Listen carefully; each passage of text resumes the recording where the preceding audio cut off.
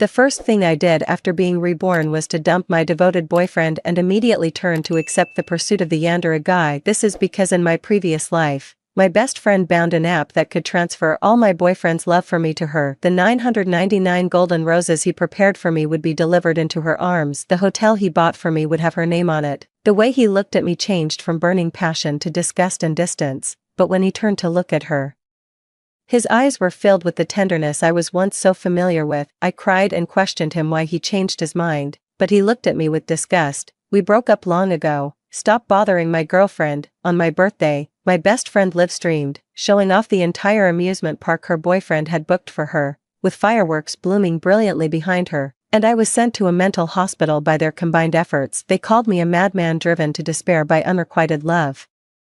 And I died in despair amidst endless electroshock therapy and drug injections. When I opened my eyes again, I was reborn. This time, I would not give my ex-boyfriend a single shred of genuine affection. Instead, I would feign compliance with the Yandere. When my best friend opened the app again and absorbed all of the Yandere's surging love, I smiled. I wanted to see if she could handle it. Suji, I love you. The deafening confession, accompanied by the screams of the surrounding crowd, pulled me back to consciousness. My boyfriend, Lu Mingqian, was holding a bouquet of golden roses and confessing his love to me. The clamor of encouragement rose and fell. Say yes, say yes. I was dazed for a moment before realizing I had been reborn. Back to the day Lu Mingqian planned to publicly declare his love for me in front of the entire school with 999 roses in my past life. It was here that I waited for him to walk towards me with full anticipation, but just as he was one step away from me, he suddenly turned and presented the bouquet of roses to my best friend, Jiang Momo, who was standing behind me. I will never forget that moment. The love in Lu Mingqian's eyes, which was originally mine, extinguished in an instant,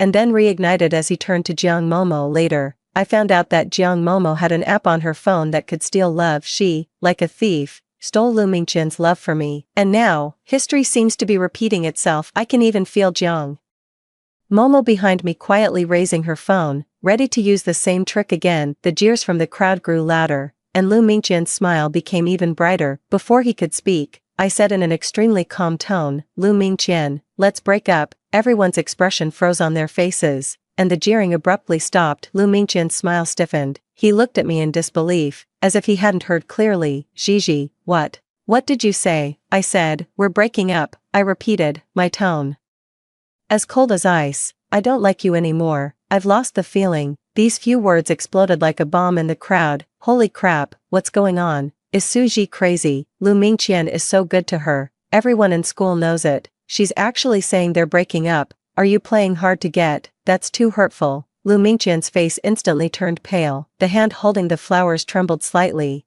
and the deep affection in his eyes was replaced by immense shock and pain. Why, Gigi? Tell me why. Did I do something wrong? I can change. In my past life, I also questioned him with such humility, only to be met with his disgust, and now, it was his turn to endure this pain. Gigi, a hand grabbed my arm. It was Jiang Momo, looking at me with an anxious expression. Don't be impulsive. You and Lu Mingqian have such a good relationship. How can you break up just like that? Apologize to him quickly. Stop this. I looked at her hypocritical face and sneered inwardly. She was indeed getting anxious. I suddenly understood. Her app could probably only transfer my current boyfriend's affection. Once I broke up with Lu Mingqian, she wouldn't be able to steal it anymore. That's why she was so eager to persuade me to reconcile. I forcefully shook off her hand, abandoning my past weakness, and stared at her with eyes like knives. My business is none of your concern. After saying that, I squeezed through the crowd without looking back, leaving behind a commotion and Lu Mingqian's heartbroken cries too. The news of me breaking up with Lu Mingqian spread across the campus like wildfire. I became the scumbag girl in everyone's eyes, ungrateful and playing with emotions. Everywhere I went, I could feel the pointing fingers and whispering voices behind my back. It's her. She dumped Lu Mingqian. Such a good boyfriend. I heard she was just looking for a better option. Definitely found someone richer. I can't believe it. She seemed so quiet usually, but she's so calculating. I didn't care about any of it. These rumors are like a gentle breeze compared to the electroshock and torture I endured in the mental hospital in my previous life. Jiang Momo has been buzzing around me like a fly for the past 2 days, earnestly trying to persuade me to get back together with Lu Mingqian. She kept hinting at how much Lu Mingqian was suffering and how much he couldn't live without me. Gigi, Lu Mingqian hasn't been able to eat for the past 2 days, he's lost so much weight, can you really bear it? She held my hand and said with genuine emotion, you two are the couple everyone had the highest hopes for, don't give up over a small disagreement. I pulled my hand away, looking at her hypocritical eyes, and found it laughable. Since you care about him so much, why don't you just get together with him yourself? I said calmly. Jiang Momo's expression froze for a moment, then quickly recovered. I'm doing this for your own good, I'm your best friend, and I can't just stand by and watch you make a mistake. Oh, really? I chuckled. Then I really must thank you for your kindness. I ignored her and walked straight towards the school's basketball court. On the basketball court, one figure stood out. He was tall, with an almost sickly pale complexion, his mesmerizing eyes were strikingly dark, and a beauty mark beneath his eye gave him an ethereally captivating aura. He wasn't playing basketball, just lounging lazily under the hoop, with no one within a 3-meter radius. He was Guqingyu, from a prominent family but with a volatile and unpredictable temperament, a quintessential yandere. In my past life, I had heard of his deeds. A girl who had been with him for less than a month was forced to transfer schools by him. I took a deep breath, walked across the court, and stopped in front of Guqingyu. He seemed to sense someone's presence and lazily lifted his eyelids. His dark eyes fell on me, carrying a hint of scrutiny and impatience. What is it? His voice was as cold and indifferent as he was. I looked directly into his eyes and said, word by word, I broke up with Lu Mingqian, and now I agree to be your girlfriend. As soon as I finished speaking, Guqingyu was stunned. He slowly straightened up, looked down at me from above, and a playful smile curved his lips. When I pursued you before, didn't you say you were deeply in love with Lu Mingqian? What, are you willing to break up now? Guqingyu's words suddenly made me recall the time I spent with Lu Mingqian over the past few years. At that time, we were deeply in love, but that was before Jiang Momo transferred Lu Mingqian's love. I tried to make my voice sound calm. Not willing. If you're not willing, then forget it. Just as I was about to turn and leave, he suddenly let out a low laugh. Of course I'm willing. After speaking, Guqingyu's kiss fell directly. 3. The news of Guqingyu and I being together spread faster and wider than when I dumped Lu Mingqian. The entire school exploded. Oh my god, did Suji get stimulated by something? She dumped Lu Mingqian to provoke Guqingyu. Does she think Guqingyu is as good-tempered as Lu Mingqian? Just wait and see, she'll be tormented beyond recognition in less than 3 days. I bet she'll be crying and begging Lu Mingqian to get back together within a week. I became the laughingstock of everyone's after-dinner conversations, and everyone was waiting to see my downfall. Lu Mingqian, whom I ruthlessly dumped, couldn't hold back any longer. After hearing the news, he rushed into my classroom and, in front of everyone, questioned me with bloodshot eyes. Suji, what exactly do you want to do? He pointed at me, his voice filled with the anger of betrayal. You broke up with me just to be with him. Why are you degrading yourself like this? Before I could speak, Jiang Momo immediately stepped forward, looking heartbroken. Lu Mingqian, don't get too emotional. She held Lu Mingqian back, but then turned to me, playing the good cop. Gigi, how could you be so foolish? Instead of talking about the good Lu Mingqian, you have to provoke Guqingyu. What is he, that he is worth doing this for you? As your best friend, no matter how much you hate me, I have to scold you awake. She stood on the moral high ground, righteous, as if she were really thinking of me. The surrounding classmates also echoed, exactly, Suji, Jiang Momo is right, break up with Guqingyu quickly. Lu Mingqian is so good to you, don't be foolish. I looked at the farce in front of me and found it ridiculous. Lu Mingqian, you are a thing of the past, why can't I start a new life? I then turned to Jiang Momo, my eyes full of mockery. And you, Jiang Momo, do you live by the sea? Why are you so nosy? Jiang Momo's face instantly turned pale, probably not expecting me to embarrass her so publicly. Lu Mingqian was so angry he was trembling all over, his lips quivering, unable to utter a single word. Suddenly, a male voice was heard, my girlfriend, when did it become your turn to lecture her? Guqingyu leaned against the doorframe, hands in his pockets, looking at everyone present. He slowly walked to my side and naturally shielded me behind him. His gaze fell on Lu Mingqian, and he began a string of sarcastic remarks. Losing to me is nothing to be ashamed of. After all, in terms of family background and looks, you are far inferior. Instead of barking like a defeated dog here, why don't you go back and look in the mirror to see why you were dumped? Lu Mingqian's face turned red with shame. He glared at me fiercely and ran out. At this moment, I noticed that Jiang Momo's gaze was fixed on Gu Qingyu, even more intensely than when she looked at Lu Mingqian before. A cold smile tugged at the corner of my lips. The fish had taken the bait. From that day on, she no longer urged me to get back together with Lu Mingqian. Instead, she began to try every means to foster my relationship with Gu Qingyu. She revealed almost all my preferences to Gu Qingyu, from small things like favorite colors to big things like what kind of person I like. Outrageously, Gu Qingyu actually followed Jiang Momo's advice and molded himself into a perfect boyfriend. It wasn't until a class reunion that Jiang Momo deliberately locked me, who had drunk too much, and Gu Qingyu in an empty private room. The moment the door closed, she turned back and gave me a meaningful smile. She thought that after tonight, Gu Qingyu's love for me would reach its peak. Then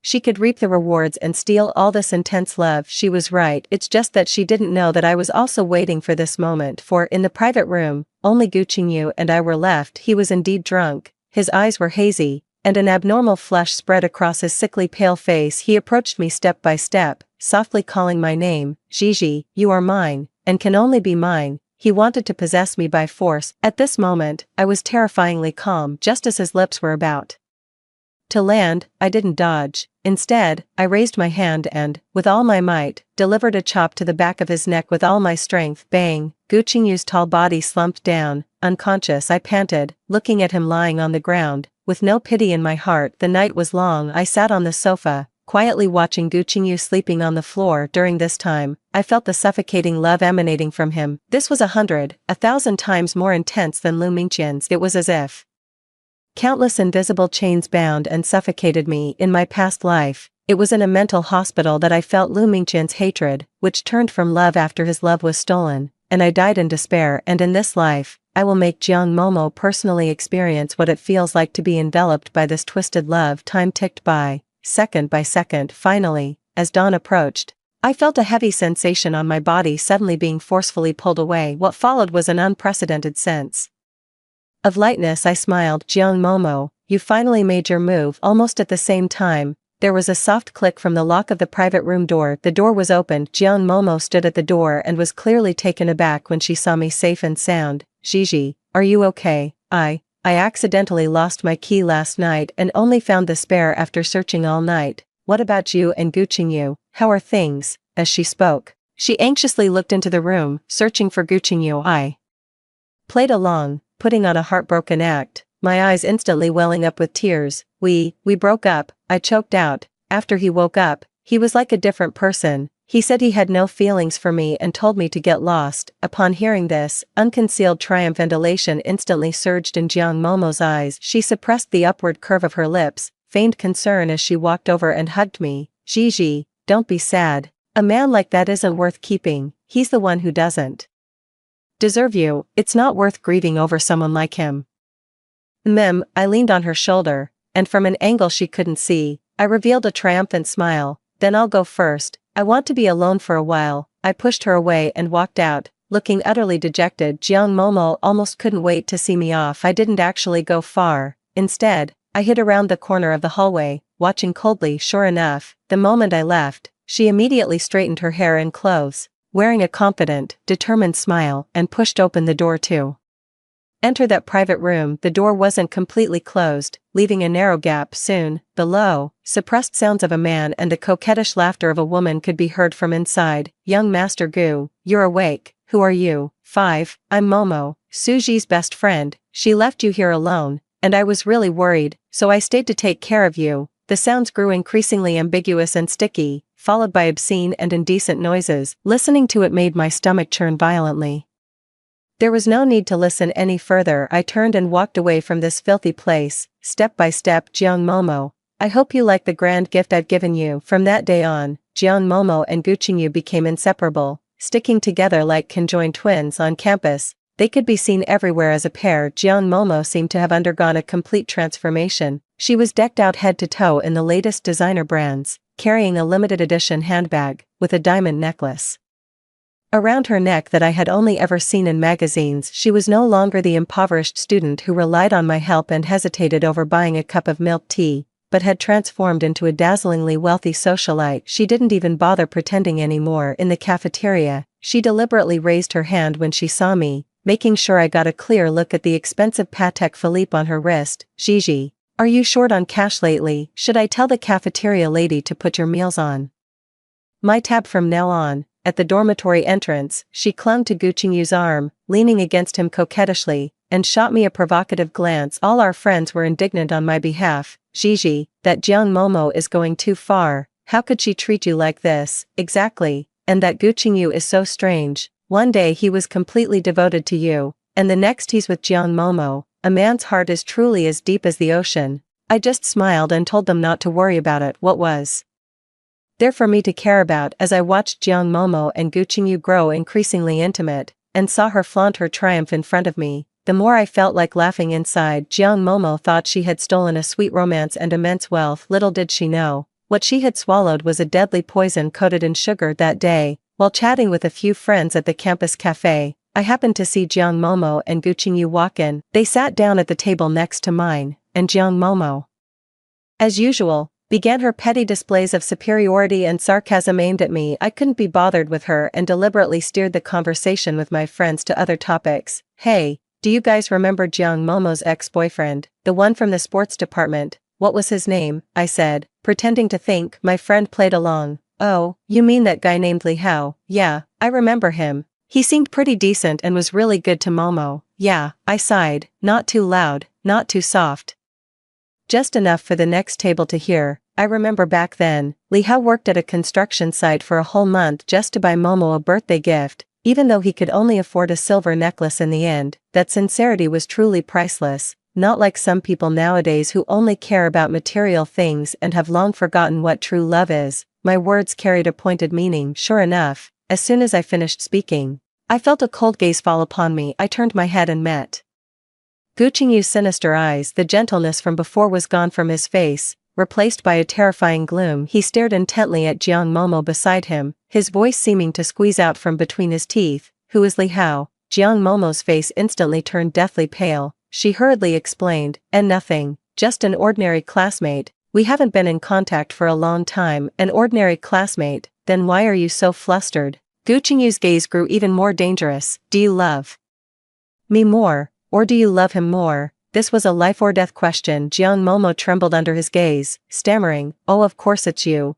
I only love you. So, you still love him? Gucci snorted coldly, abruptly stood up, and grabbed Jiang Momo's wrist. You can only love me, only me. Do you hear me? If I ever find out there's someone else in your heart, no matter who he is, I'll make sure he dies right in front of you. Ignoring Jiang Momo's cries and struggles, he forcibly dragged her out of the cafe. 6. After the cafe incident, Jiang Momo didn't come to class for several days. She was seen again a week later in a specialized course. She looked completely haggard, her face heavily made up, yet still unable to conceal the dark circles under her eyes. She wore a wide bracelet on her wrist, but I still caught a glimpse of the purplish bruise beneath it. She was no longer as radiant as before, but had become taciturn, always subconsciously avoiding crowds. Her eyes filled with fear and unease. After class, she, uncharacteristically, approached me and pulled me into an empty corner. Gigi, she grabbed my hand, her voice trembling with tears. Please, I beg you, get back together with Gucci.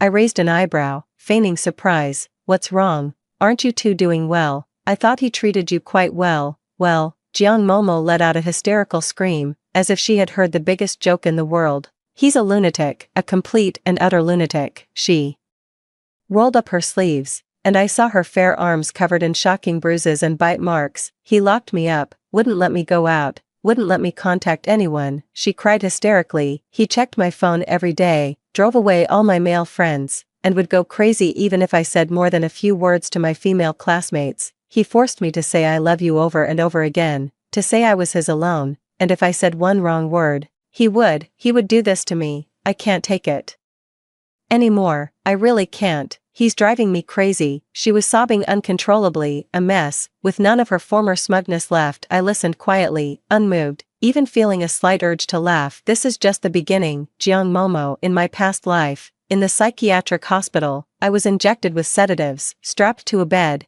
and electrocuted again and again. The pain and despair that seeped into my bones were not even a 10,000th of what you are suffering now. Gigi, I know I was wrong. I really know I was wrong.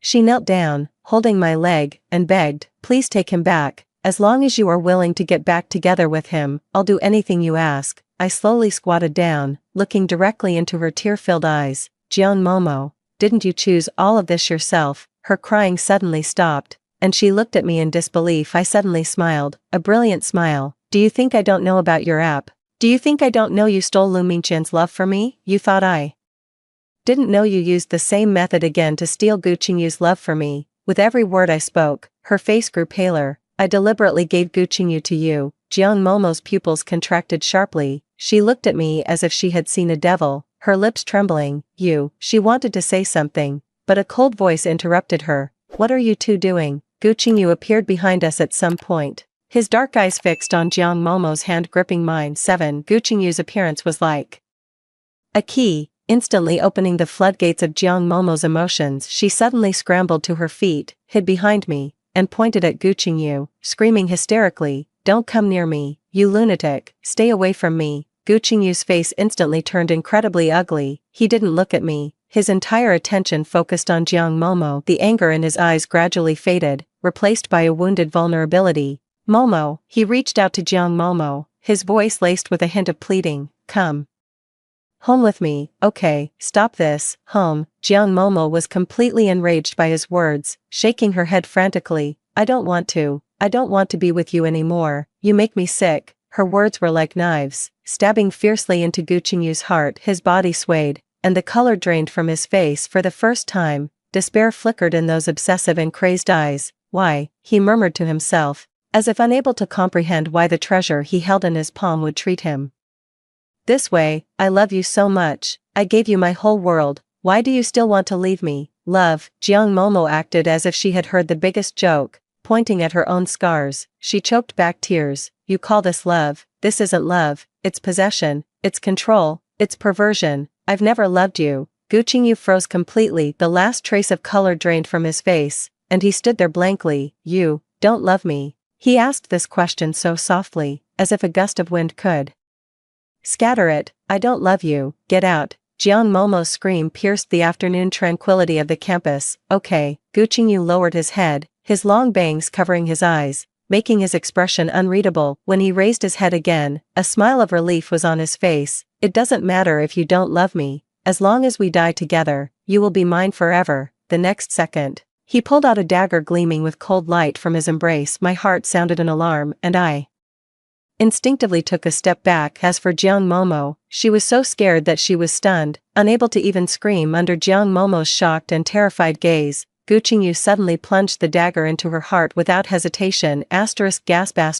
Blood gushed out, and Jiang Momo's eyes widened in disbelief. Her gaze flickered between Gu Qingyu and me before she fell directly into his arms. And Gu Qingyu, after stabbing her, wore a satisfied and happy smile on his face. He looked at her tenderly, as if she were his most beloved treasure. Then, he pulled the dagger still lodged in Jiang Momo's body out, pointed it at his own heart, and without hesitation, plunged it in again. "Momo, we will never be apart again." With those words, he smiled and slowly fell down. Blood spread from beneath the two, forming a glaring, winding river. Screams of terror finally erupted from the surroundings. I stood amidst the chaos and blood, looking at the two entangled bodies, my heart as calm as a still lake. A wave of fear suddenly washed over me. If it weren't for Jiang Momo, if it weren't for this app that could transfer affection, would it be me lying here today? The answer was a definite yes. Therefore, Gu Qingyu, you are not innocent. Jiang Momo, you also got what you deserved. These were all your own choices. 8. The wail of police sirens and ambulances soon shattered the campus tranquility. Police cordoned off the area,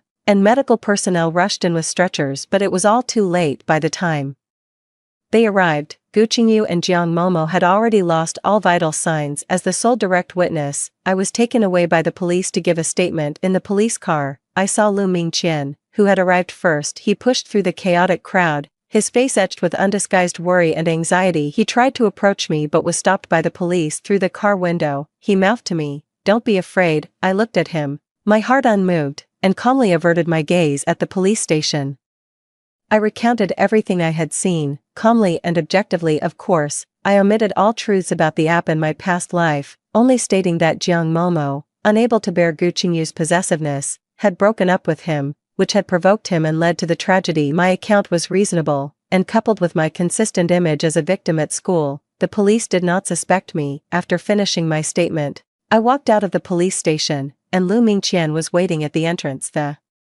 autumn sun was a little cool, so he took off his coat and draped it over my shoulders. "Are you okay?" He looked at me, his eyes filled with deep concern and a hint of relief at having found me again. "You must have been scared, right?" "I'm fine." I returned the coat to him, my tone distant. He took my hand, looking at me intently. "Gigi, I'm sorry, I don't know what I did wrong, or what you've been through, but I want to stay by your side, to be with you, so, please come back, okay?" I looked at his face, a face I had once loved to the bone, but images of my past life uncontrollably flooded my mind. In my past life, he was the one who personally sent me to a mental institution. As I pleaded, he looked at me with disgust and called me crazy. I can't completely forget those painful memories, so I can never take this step, even though all of this is because of Jiang Momo. She used that strange app to steal Lu Mingqian's love. I gently broke free from his hand. "Lu Mingqian, we can't go back, whether it was my past life or this life. From the moment I told you we were breaking up, we were already over." After speaking, I no longer looked at the shocked and pained expression on his face, turned around, and left without hesitation. 9. The deaths of Gu Qingyu and Jiang Momo caused a huge stir at the school. The Gu family used their powerful connections to minimize the impact of this incident. News reports vaguely referred to it as an accident caused by a dispute between a couple. However, discussions about the incident never ceased on the campus forum.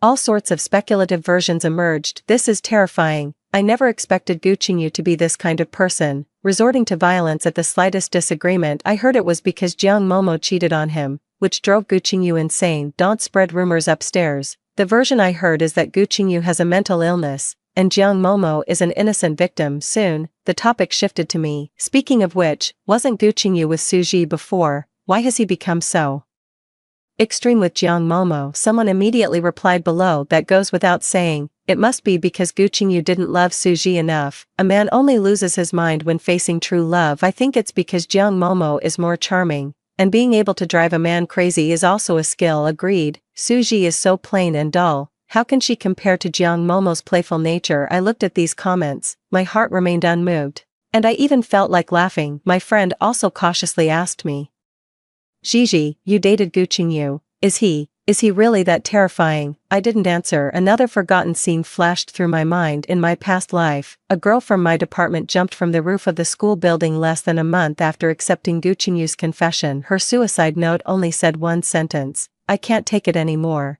Please let me go." Therefore, even though I used him, I felt no guilt whatsoever, because he was not innocent. End of the full text. That's all for the first story. Don't go away. The next story is even more exciting. After my husband's stepsister became a widow, he proposed divorce to me when I was 5 months pregnant. His expression was serious yet guilty. "Her child is still young, and if no one takes care of them, they'll be bullied. I can't just ignore it." I didn't make a scene and calmly agreed. "It's because in my past life, I didn't agree, and even went to his barracks heavily pregnant to save our marriage." In the end, Xing Jiayue was bullied in the village because of her widow status, and even scoundrels came knocking on her door, forcing her to commit suicide. Zhang Chufan resented me for this, spreading rumors that I forced him to marry me with favors, and that I was no longer a virgin. I was investigated by the organization, sent down to a farm, and finally died in childbirth in a cowshed. This time, I'm determined to let go, abort the child, and continue my studies. I put down my pen,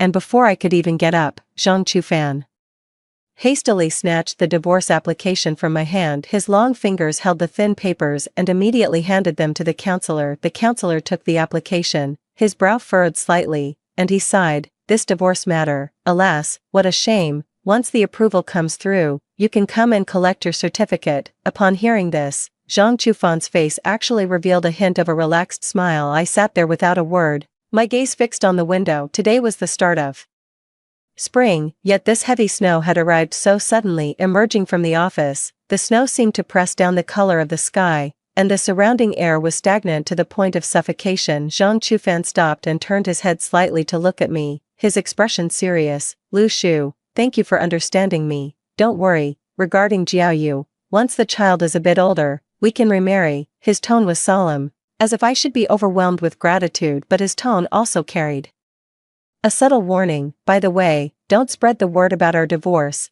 it will be troublesome if outsiders find out. I was stunned for a moment and only managed to say, okay. Was he afraid that my father, the military commander in Jing City, would find out and hinder his future prospects? After all, we were married, and I was willing to leave him with a shred of dignity. He nodded, as if finding peace, and quickened his steps, but as I walked towards the car, he suddenly stopped me. I have to pick up Jiayue, you can walk back by yourself. With that, he started the car and drove away. The snowflakes hit my face, cold. It was so cold that my skin felt numb, making the corners of my lips stiff even when I forced a smile. As a pregnant woman, I really didn't dare to walk 8 kilometers in this snowy weather. I had to spend the whole day at the inn, waiting for the ox cart the next day to return to the village. As soon as I reached the village entrance, I heard some rumors from my past life.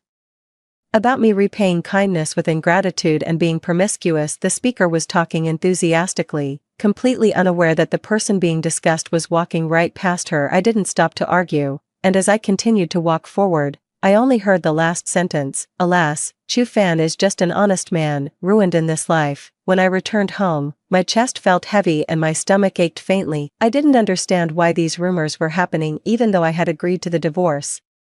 It was past midnight, and Zhang Chu Fan still hadn't returned. I had intended to wait for him to properly discuss these messy rumors, but the needle-like pain in my stomach made it impossible to wait any longer. Just as I was about to go back to my room to lie down, the main door was finally pushed open. He didn't turn on the lights, and as he walked in with heavy steps, he brought a gust of cold wind with him. He even smelled of rose perfume, clearly having just returned from Jing Jiayue's place. Seeing me leaning on the sofa, he looked at me with indifference and annoyance. We're divorced, you don't still expect to control where I go, do you? In the past, whenever he came home late, I couldn't help but ask where he had been, worrying about his safety, but he always found me annoying, saying I was too controlling. Now, he has become quite self-righteous. I took a deep breath, trying to calm my emotions. Do you know what the village is saying about me? Did you really not marry me? Willingly, his eyes flickered, avoiding my gaze. But he said stubbornly, I don't have time to listen to gossip, and you shouldn't care about it either. The more he dodged, the more I understood it was likely he who spread those rumors. Anger and grievance intertwined. I held back tears and said, Zhang Chu Fan, you know in your heart that what happened back then wasn't like that. Why are you slandering me? I've already agreed to the divorce. What more do you want? Go and explain yourself. Clearly, he turned his face, his eyes dark yet tinged with impatient indifference. That's just a rumor. What's there to feel wronged about? Everyone is gossiping about Jiaoyu now. If there's nothing else to distract them, Jiaoyu won't be able to bear it. Besides, I wanted to marry Jiaoyu years ago. If it weren't for your misconduct and the trouble you caused, I wouldn't have married you out of gratitude. His voice lashed at my heart like a whip, making me feel embarrassed and chilled. I gritted my teeth, but my emotions still broke down. It was Jing Jiayue's brother who almost assaulted me. You held me then and said you would marry me, and you told me not to call the police. Mentioning this again, I still feel like it's a nightmare. When this happened, he was greedy for my father's power in the military and wanted to protect Jing Jiayue's brother. The first thing he did was come to comfort me and make promises. Don't be afraid, no one will know about this. Marry me, and I will love you. If you call the police, your life will be ruined. He kept assuring me that he would love and cherish me after we got married. I believed him, because marrying him meant I had to interrupt my studies and get pregnant. He was promoted quickly due to his father's connections and was in high spirits, but in less than a year, he broke his promises and became corrupt. Now, for Jing Jiayue, he has discarded me like a worn-out shoe. He paused for a moment, his thin lips tightly pressed, clearly having his truth exposed by me for a brief instant, but the next second, his expression returned to coldness, and he even managed a sneer. That was me being kind. I didn't want your whole life ruined by that kind of thing. Besides, if you weren't so provocative, who would want to assault you? I stared at him blankly, feeling that the man before me was incredibly unfamiliar. How could he say such cruel and heartless words? Zhang Chu Fan, you are indeed not wrong. This is all my fault. I misjudged people. I actually mistook a wolf for a benefactor. Enough, he interrupted impatiently, not even sparing me a glance. Don't bring up the past. Jiayue and her son will move in a few days, so you'd better get things sorted out. Don't cause any trouble, and don't bully them, otherwise, you can get out. With that, he turned and went upstairs with a look of indifference, too lazy to even glance at me again. The moment he left, A sharp pain like an ice pick pierced his abdomen, large beads of cold sweat broke out on my forehead, and my back stiffened into rigid ice. I tried to call him back. Zhang Chufan, my stomach really hurts. He stopped and glanced back, but showed no intention of approaching. If it hurts, go see a doctor. I'm not a doctor. Why are you calling me? Zhang Chufan, I might be Miska. My voice trembled almost imperceptibly, and my legs were so weak I could barely stand. What do you want? Are you trying to use the child to threaten me? His tone grew colder. I advise you to be rational and stop playing these petty tricks. It's pointless. He watched coldly for a few seconds, then turned and walked towards his room. Don't forget to move your things out of the bedroom. This is my last act of leniency. Finally, he disappeared at the end of my side. I leaned on the trembling sofa, trying to support myself, but the pain in my abdomen gradually spread throughout my body. It hurts. It hurts. I tried to help myself, lowering my head and wrapping my arms around my convulsing abdomen, but in the end, I was powerless. I knelt on the ground, and a black tide surged before my eyes. I was jolted awake by a splash of cold water. When I opened my eyes, I saw a little boy standing in front of me with a water gun, looking disgusted. Hey, who are you? Why are you sleeping in my house? Water droplets slid down my forehead, the chill piercing to the bone. I tried to prop up my sore body, but soon felt a dull ache in my abdomen and could only lean against the sofa, gasping for breath. Z's. Don't be rude, a familiar and charming voice called out. I turned my head and saw Jing Jiayue standing not far away, gently holding the child's hand. I'm sorry, Lu Shu. The child is young and doesn't know any better. It seemed like an apology for her son, but the tone suddenly shifted. But why are you still here? It's not impossible for you to live here. It's just that Chu Fan and I have decided to get married. Then your position would be a bit too awkward. I suppressed the anger that surged up instantly and stared at her coldly. It's no wonder that a mother without morals raised such an ill-bred son. You. Before she could speak, the child named Ziz had already shouted, don't you dare talk about my mom, she's the best person. What are you guys talking about? Zhang Chufan came downstairs, and his gaze softened when it fell upon Jing Jiayue. He stopped in front of her, quickly glanced at me, his eyes carrying a warning. Jing Jiayue lowered her head, her expression gentle yet deliberately tinged with a touch of raw vulnerability. Nothing. I just saw Lu Shu hadn't left yet, so I came to say hello, but she doesn't seem very happy, and she cursed at us. Zhang Chufan frowned, clearly concerned for her. Didn't I warn you not to bully them? As soon as he finished speaking, he raised his hand and slapped me across the face. My head was ringing, and my ears were buzzing. The force of the blow almost knocked me off my feet, and I staggered backward. The cabinet behind me was knocked over by my movement, and the vase on it fell to the ground, shattering into pieces. Shards of porcelain flew everywhere, and a few pieces embedded themselves in my calf, causing me to break out in a cold sweat from the pain. However, before I could recover, I heard Jing Jiayue let out a soft cry. Ah! I instinctively turned my head and saw a thin trickle of blood on her calf from the shards. It didn't look deep, yet it captured everyone's attention. Mom, you're hurt.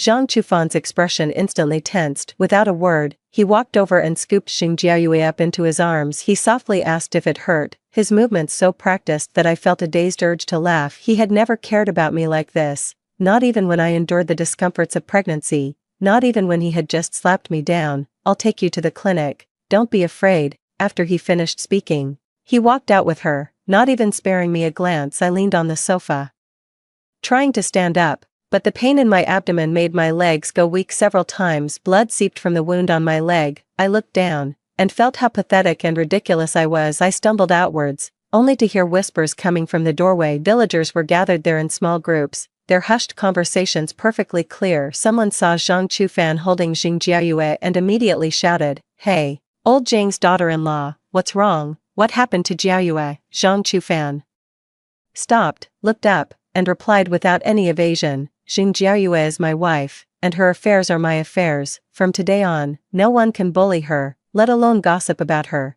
Such a loud voice. It's a deliberate declaration. What about Lu Shu? Someone couldn't help but ask. Zhang Chufan's steps paused, but he didn't look back. She is not worthy of being my wife. I have already divorced her. Jing Jiayue nestled her head against his chest. Her face showed a shy and proud expression, which she didn't even try to hide. I looked up at the crowd. Their eyes were either astonished or mocking, but not a trace of pity at that moment. I remembered Zhang Chufan's solemn vows at our wedding, from this day forward, through sickness and health, I am willing to accompany you and protect you, and now, these words have become the sharpest thorn in my heart. I dragged my blood-soaked body to the health center. The doctor was startled when he saw me. Quick, someone help. A pregnant woman is having a miscarriage, he shouted, turning to get his instruments. In my blurred vision, I saw my own blood dripping and spreading across the floor. My head was spinning badly, yet I clutched my swollen belly tightly with my hands. There was my child, the child I was going to abort myself. Yet now, you leave this world in such a manner. Several nurses lifted me onto a gurney and rushed me into the operating room. I vaguely saw Zhang Chufan standing at the end of the corridor, talking to a nurse. His brow was slightly furrowed, and his tone was gentler than I had ever heard him speak. Will it leave a scar? Use the best medicine for the wound, and don't let her feel any pain. At this moment, a sharp pain shot through my lower abdomen, a pain that seemed to tear me apart from the inside out, from my organs to my soul. As the world spun around me, I thought I heard the sound of firecrackers outside. Faintly, I could also hear Zhang Chufan's low voice. It's the Lantern Festival today. I'll make tangyuan for you and our son when we get home. The doctor's anxious voice echoed in my ears. Quick, she's lost too much blood. Where are the family members? Who is willing to donate blood? She came in alone. It seems no one followed her. My world gradually blurred, as if my soul had briefly detached from my body. From an outsider's perspective, I watched the nurses rushing down the corridor, anxiously asking, does anyone have type B blood? Does anyone have type B blood? Zhang Chufan held Xing Jiayue in his arms, and she nestled weakly against his chest. The nurse grabbed him. Are you type B blood? We have a pregnant woman with severe bleeding and urgently need a transfusion. Zhang Chufan shook his head. Sorry, I'm not. He frowned immediately and added, which family member is so irresponsible? They even dare to let a pregnant woman come by herself. My heart felt like it had been cut by something sharp. Yes, so irresponsible. The doctors and nurses bustled about. Through the small transparent window, I saw someone finally roll up their sleeves and start donating blood. Zhang Chufan had already turned to leave, his tone relaxed. Jiayue, let's go. No more wasting time. I was saved in the end, but the baby was lost. This is for the best. Being born into such a family would not be a good thing for him. During my days in the hospital, I received no visitors after being discharged. I carried my small travel bag and did not return to the village. Instead, I went straight to the instructor to get my divorce certificate. Chufan is having his wedding banquet tomorrow, and the whole village has been talking about it recently. Did you know? I replied indifferently. It has nothing to do with me anymore. Does he know you're leaving? No. Please don't tell him where I'm going. Okay. The instructor was silent for a long time, and finally nodded. The train station was bustling with a flowing crowd, and I sat by the window. The broadcast announcing the train's imminent departure had already begun. Inside the carriage, my heart felt empty, yet my gaze drifted involuntarily towards the platform. Through the window, I saw Zhang Chufan breaking through the ticket gate and heading this way. Lu Shu, don't go. My fingertips trembled slightly, but I didn't respond. I didn't look in that direction again, and the jolting sensation of the train starting to move felt as if vibrating in sync within my chest. I can finally leave. It was already evening when I arrived in Jing City. The air in Jing City carried a hint of familiar dampness. As soon as I got off the train, I was enveloped by this scent, and a feeling of apprehension mixed with longing welled up in my heart. I had once argued with my dad and stubbornly signed up to go to the countryside. I was determined to escape this home, to escape the woman who had stolen my dad. Dad went to great lengths to secure a spot for me at the Worker Peasant Soldier University in Jing City, but for Zhang Chufan, I even left without a proper goodbye to my father before dropping out of school and marrying into a small mountain village. In my previous life, my relationship with my father completely deteriorated, and after he remarried, I avoided him even more. After Zhang Chufan and the village secretary colluded to send me to a remote farm, I died in childbirth in the cowshed without even having time to send my father a letter. How desperate he must have been. An old man mourning his child, his only daughter, died so tragically, so inexplicably. Thinking of this, my heart ached with a dull, heavy pain. I quickened my pace, almost running back to the doorstep of the home in my memory. The house was more dilapidated than I remembered, with peeling paint revealing the gray bricks beneath. Sure, an aged voice called out. I looked up abruptly and saw my father standing at the doorway, his hair now streaked with white, his face etched with the lines of time. He had become much thinner, and his once upright posture had stooped. Having lived 2 lives, I was finally seeing him again, Dad," I choked back a sob, unable to control my emotions any longer, and threw myself into his arms, weeping uncontrollably. My crying startled my stepmother inside the house. Hearing my earth-shattering cries, she rushed out to check on me. Upon seeing me, a flicker of surprise crossed her face, followed by nervousness and helplessness. "Sure, why are you back?" My father, infected by my sorrow, also began to cry. He trembled as he stroked my hair, his voice hoarse as he asked, "What's wrong, Sure? Did someone bully you? Tell your father." Hearing this, I cried even harder. In my past life, I had always thought that after my father remarried, he would no longer love me, so she was full of resentment and rejection towards him, and even refused to see him when he was sick. Now I know that in this world, besides my father, no other man will truly love me. I held my father tightly, as if I wanted to merge him into my body, feeling that long-lost warmth and sense of security. I wiped away my father's tears and forced a smile that was uglier than crying. "Dad, I miss you. I miss you so much." My father's tears flowed even more fiercely. He held me tightly, as if holding a lost treasure found again, afraid that I would disappear again. "My room is still the same, everything is as if I had never left." At the dinner table, Guei kept putting food into my bowl, all my favorites. She looked at me, her voice full of concern. "Look how thin you are. Your lips are pale, you must not have been eating or sleeping well in the countryside."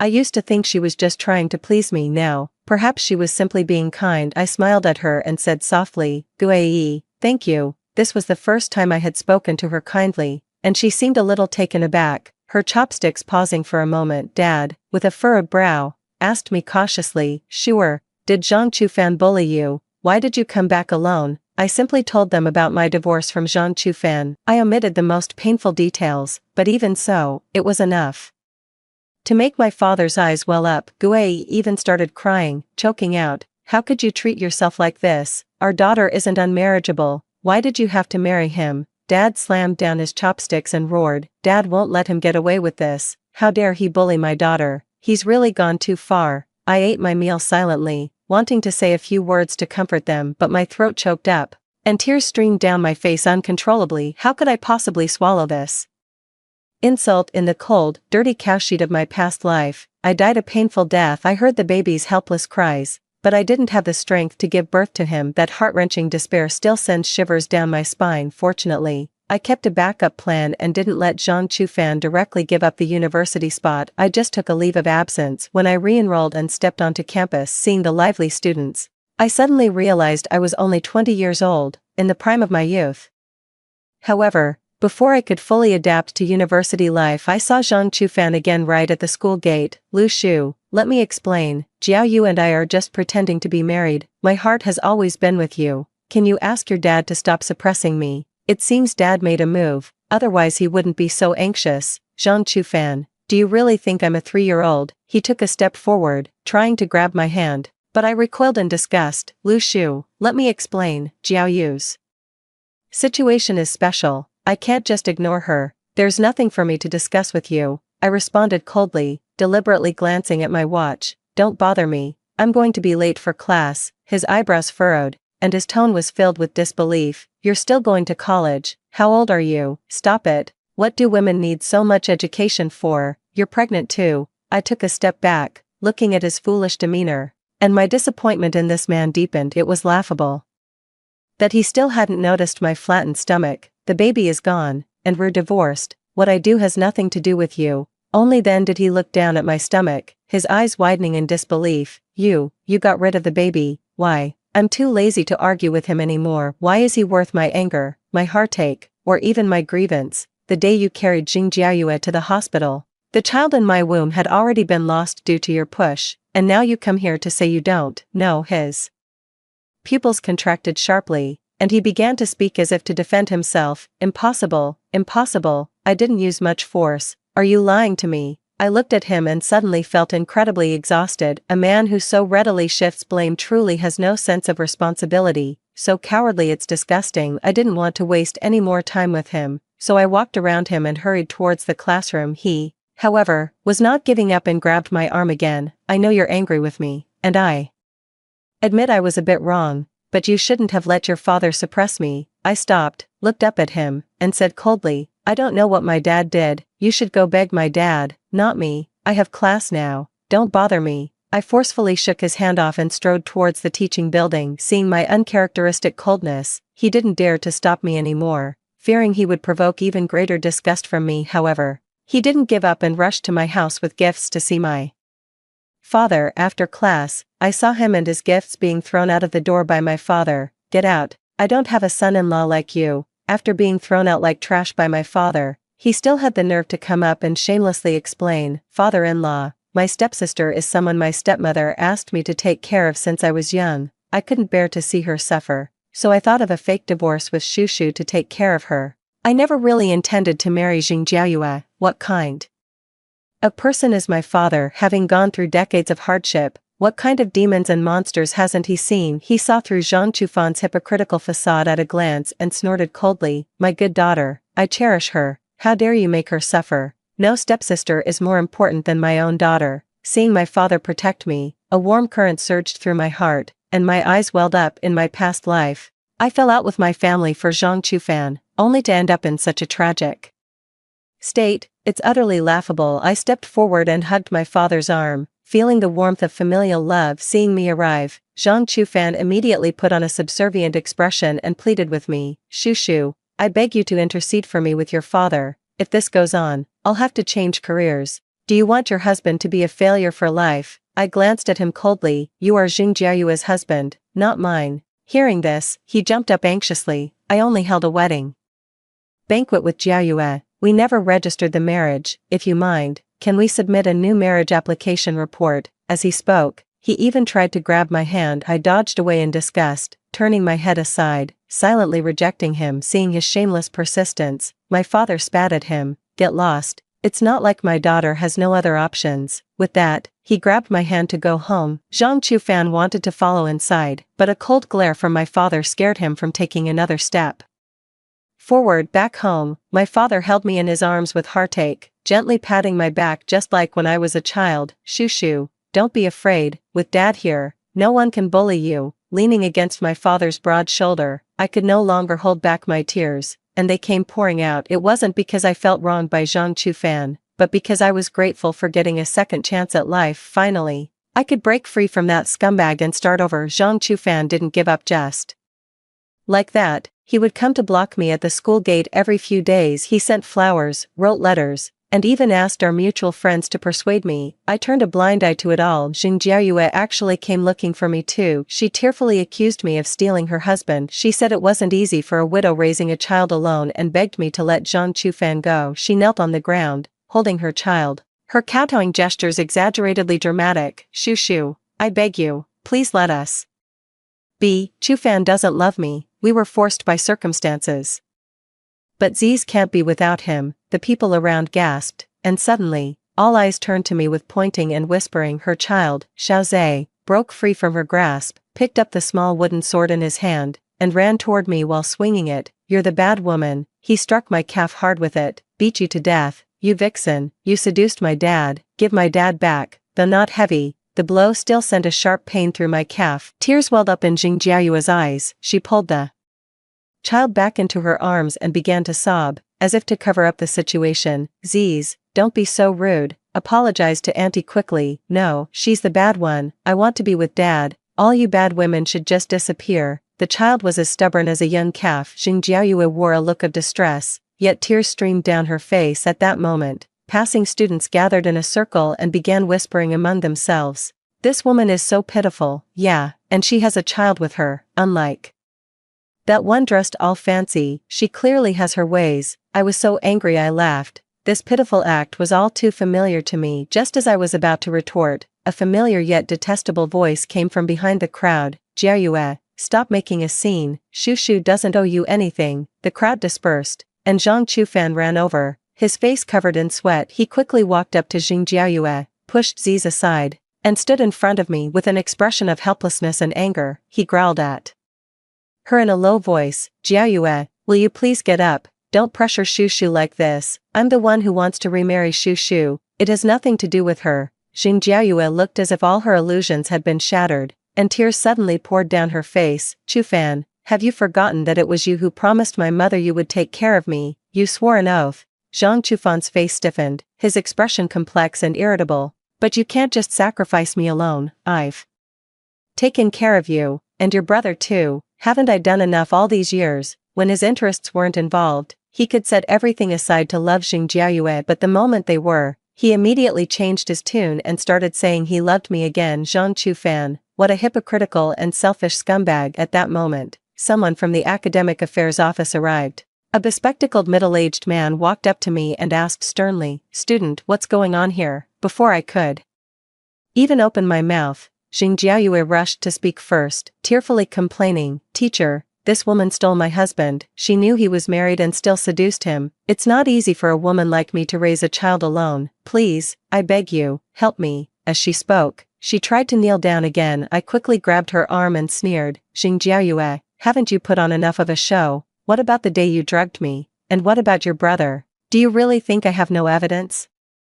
Besides, you're the one who caused my divorce from Zhang Chufan. When it comes down to it, you're the other woman." The students around us began to murmur, some believing me, others questioning me. Seeing the situation turning against her, Xing Jiayue started wailing again, accusing me of twisting the truth and slandering her. I couldn't be bothered to argue with her, my gaze fixed directly on Zhang Chufan. "Xing Jiayue still doesn't have a marriage certificate with you, if you're not afraid of this matter getting back to the unit and resulting in another demerit, then let her continue to speak." Zhang Chufan indeed panicked. What he feared most was anything affecting his future prospects. Beads of sweat formed on his forehead as he hurriedly explained loudly, "Xing Jiayue is a recently widowed sister-in-law. Out of sympathy for her, I divorced Lu Shu with the intention of taking care of her. But I never expected she would actually want to marry me, which is what led to all this." He paused, then added, "Shu, believe me, there's really nothing between us."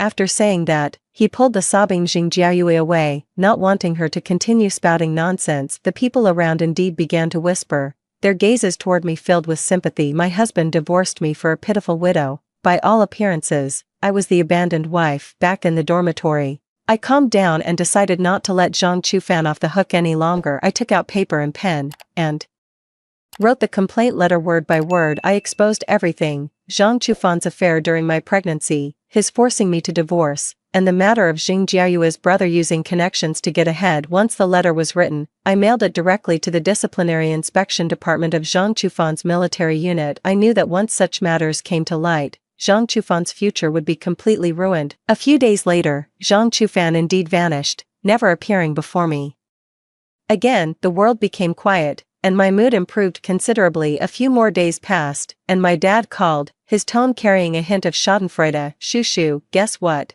That kid Zhang Chufan got kicked out of the military. I heard it involved other disciplinary violations too. He probably won't find a decent job from now on. TSK, serves him right." I feigned surprise and asked, "Really, what happened?" My dad vividly recounted the inside story of Zhang Chufan's dismissal, and I almost laughed out loud listening to it. So, my letter of complaint had worked. The military investigation revealed that Zhang Chufan not only had serious issues with his conduct, and Xing Jiayue's younger brother was also expelled from the military due to the backdoor dealings. It said he's still looking for a job everywhere. And there's even more to the story, my dad said mysteriously. I heard that Xing Jiayue's younger brother, in order to pull strings, married her off to a factory director in his 50s in town, in exchange for a factory job slot. TSK, they'll really do anything for a future. I covered my mouth in shock. No way, Xing Jiayue actually agreed. What choice did she have? Besides, even though the old factory director is a bit older, he's still a director after all, which means he has some power and influence. That's still better than being with that good-for-nothing Zhang Chufan.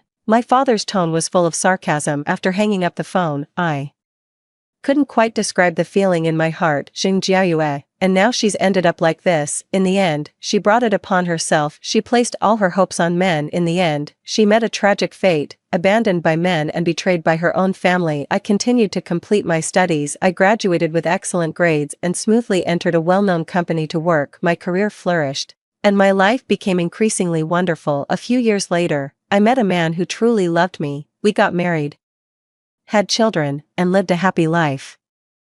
As for Zhang Chufan, he had long been forgotten in the corner of my memory. 5 years later, I returned to my hometown with my son to visit relatives on the street. I unexpectedly ran into Jing Jiayue. She was disheveled and dressed in rags, holding a broken bowl as she begged along the street. Seeing me, she froze for a moment, then her eyes filled with venomous hatred. Lu Shu, it's all because of you. You're the one who ruined me, she screamed, lunging at me. I sidestepped to avoid her. Looking at her coldly, Jing Jiayue, you have no one to blame for ending up like this but yourself. If you hadn't always wanted to be taken care of by men, if you hadn't interfered in my marriage, would you be where you are today? Jing Jiayue was stunned. She slumped to the ground, muttering to herself, it's not my fault, it's not my fault. I looked at her wretched state, but felt not a ripple of emotion in my heart. I turned and walked away, never looking back. 10 years later, I had become a company executive, successful in my career and happy in my family life. One day, I received a letter. The letter was written by Zhang Chufan from prison. In the letter, he confessed his mistakes and begged for my forgiveness. He also said he had reformed and turned over a new leaf, hoping I would give him another chance after his release. I tore the letter into shreds with disgust, crumpled it into a ball, and threw it into the trash can. After all these years, how can he still be living in a dream? I will never forgive him in my lifetime. What's wrong, honey? You look so pale. My husband Lin Su asked with concern, reaching out to touch my forehead. Are you feeling unwell somewhere? I retched, my stomach churning. Maybe I ate something bad at lunch. I waved my hand, walked to the bathroom, and retched a few times, but nothing came out. Lin Su followed, his face lighting up with surprise. You're not pregnant again, are you? I shot him a glare. Isn't one enough for you to handle? He shook his head with a smile, reaching out to pull me into his embrace. I love children, the more, the better. He lowered his head and kissed my forehead. If you have another daughter, she'll surely be as beautiful as you. I hugged him back, feeling the warmth of his presence, a gentle sweetness welling up in my heart. 5 years, Lin Su and I have been married for 5 years, with a lovely son, our life peaceful and happy. The past wounds seemed to have faded slowly with time, leaving only faint scars. Happiness, it seemed, was truly within reach. Story 2. Hello everyone, welcome to Takata Novel Club. Today, I'd like to share an interesting new story with you. On my birthday, my boyfriend shoved my face into a cake just to make his depressed childhood friend smile. Completely caught off guard,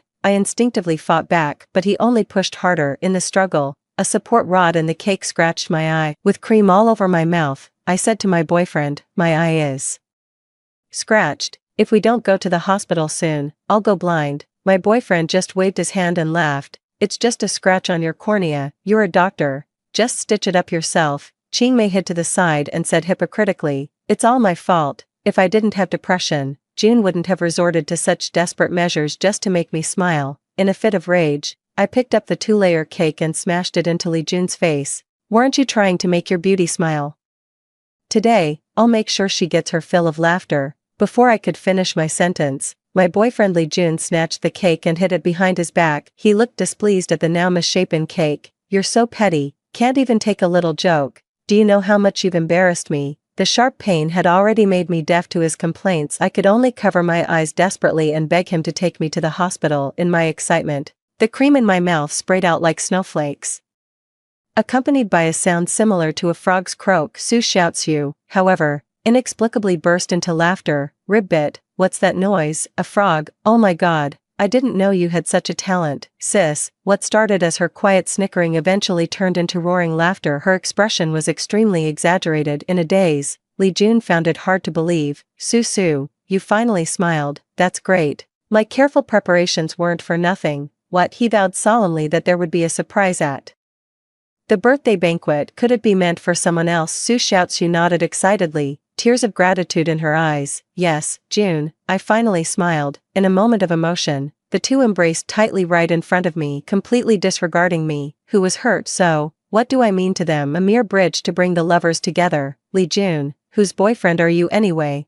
I told you my eye is injured, can't you see? Li Jun frowned impatiently. Can't you see Su is sick? You think it's appropriate to be so petty at a time like this? Besides, the human body has the ability to heal itself. Blood can clot on its own, so the cornea can naturally heal too. If this helps cure Su's illness, you should consider it an honor. So stop yelling. Su Xiaoxiu sobbed in his arms. It's all my fault for having depression, making my brother and sister fight. I'm the one to blame." As she spoke, she began to whimper and cry. Seeing this, Li Jun pointed at my nose and shouted, "They say doctors have a healer's heart. Did your professional ethics go to the dogs? Get over here and comfort Susu right now." Me, comfort her? I worked overtime for this birthday party until I got a gastric hemorrhage, but he never noticed. Yet with Su Xiaoxiu, just a single whimper from her sends him into a fluster. Anyone who didn't know better would think the two of them were the real couple. Su Xiaoxiu shook her head pitifully and said, "Brother, please don't be hard on sister for my sake. After all, she's an elite international doctor, far too superior to stoop to comforting a nobody like me." The stinging in my eyes kept spreading. It had even begun to cloud my thoughts. Driving myself to the hospital now would be nothing short of suicide. Finally, I begged Li Jun to take me to the hospital as soon as possible. He waved his hand dismissively. "You're making a mountain out of a molehill. Even when Susu is really sick, she never nags to go to the hospital like you do. I think you should learn from Su.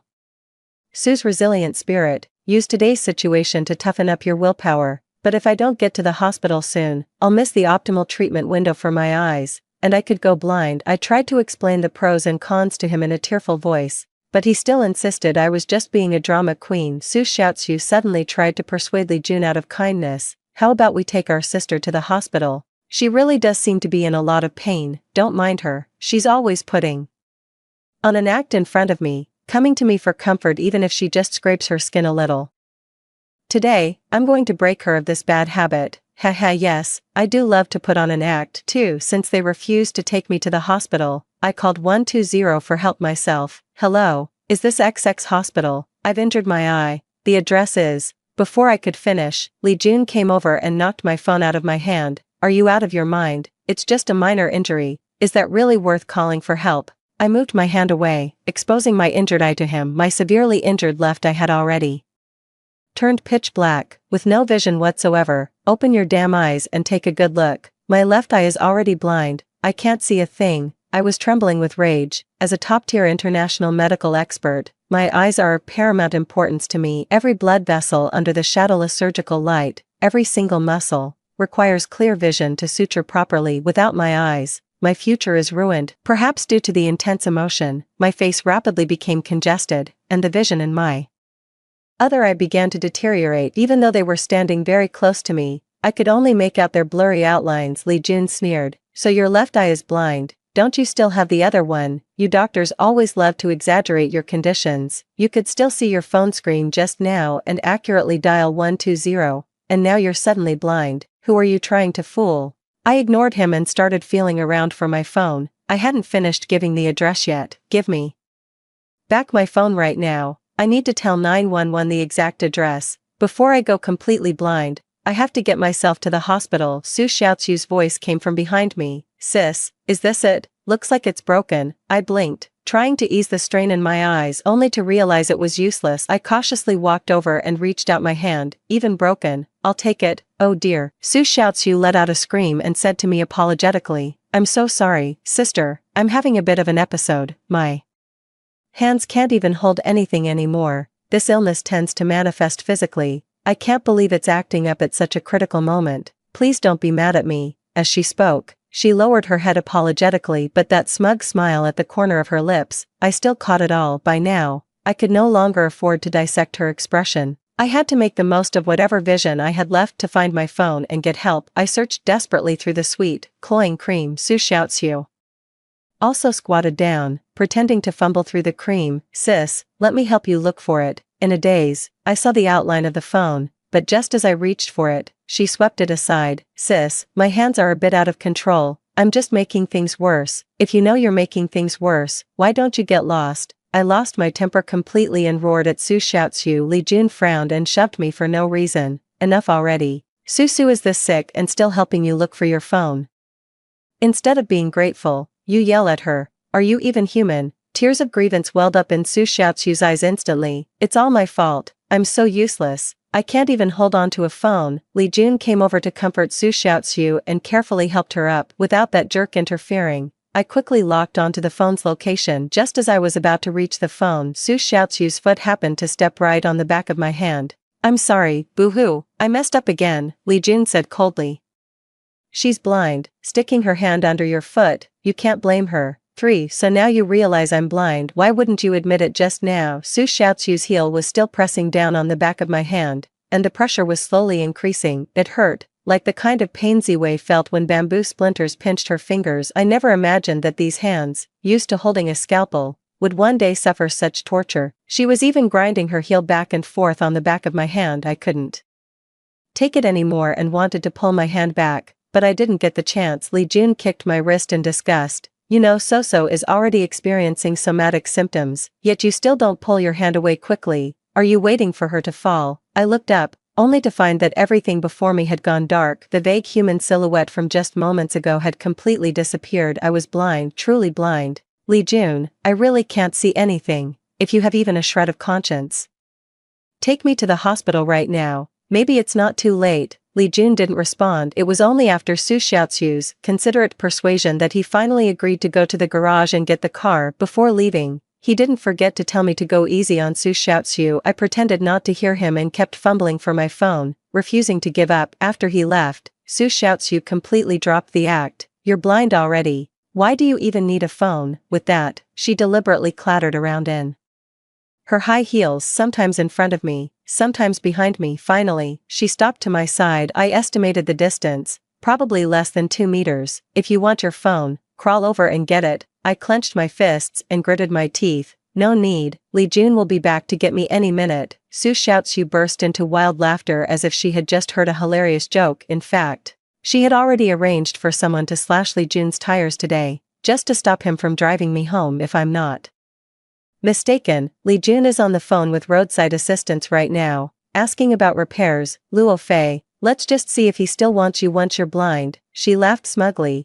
waving my phone in the air as she mocked me. What right does a blind person have to compete with her? It seemed she was determined to ruin my eyes today, but I was not about to sit around and wait for it to happen. If you give me back my phone, I'll agree to let you have Li Jun. Su Xiaochu suddenly stopped laughing and began to rage wildly. Brother Jun was mine to begin with. You're the one who seduced him, and that's why he left me. Before I change my mind, crawl over to me like a dog. Time waits for no one. I shouldn't have tried to fight back head-on. Humiliated, I got down on all fours and crawled forward like a little baby. Bark a few times for me. Su Xiaochu grew even more relentless. I gritted my teeth and endured the humiliation. Su Xiaochu, don't go too far. Just then, Li Jun hurried back. He asked in confusion, what are you doing? Su Xiaochu bounced over to him and said coquettishly, my sister is barking like a dog to make me laugh. It dawned on Li Jun, Fei, you finally come around. Since that's the case, don't rush to the hospital for now.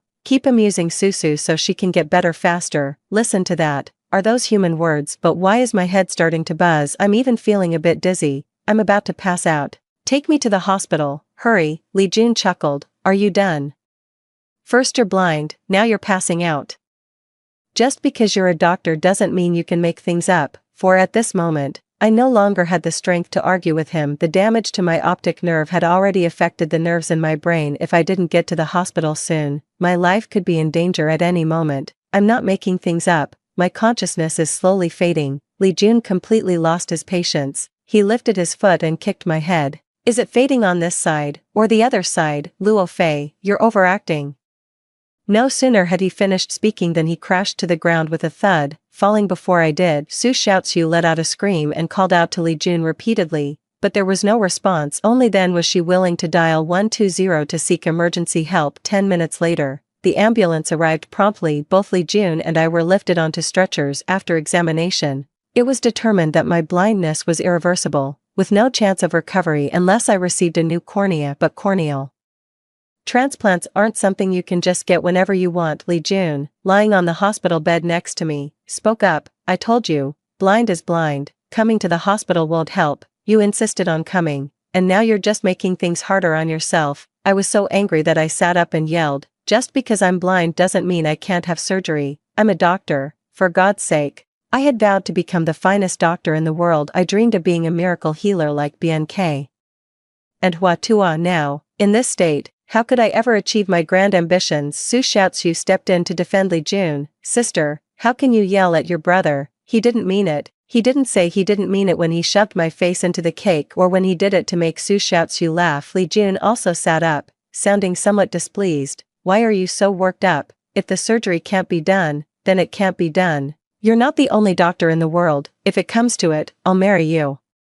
From then on, you can stay at home, raise the children, and take care of the family." As soon as he said this, Su Xiaozu panicked. She had used every trick to destroy our relationship, never expecting that in the end, all her efforts would come to nothing. Just then, Li Jun's test results came back. The doctor walked over with a furrowed brow, paused for a few seconds, and then slowly spoke. "Li Jun, based on my years of clinical experience, you have a rare brain disorder. This disease is very difficult to treat, but if you can find a doctor who performs this type of surgery, the cure and survival rates are still quite high." Li Jun was frightened and stood stunned for a few seconds before coming back to his senses. He had only fainted for a moment. How could he be terminally ill? In fact, when seriously ill patients first learn that they don't have long to live, many go through a period of denial. His dumbfounded reaction was completely normal. Then, where can we find a doctor who performs this kind of surgery? As far as I know, there's one in the country. Upon hearing this, Li Jun nearly jumped out of bed. He grabbed the doctor's arm and asked incoherently what the doctor's name was. Startled by him, the doctor could only recall the patient's surname for the moment.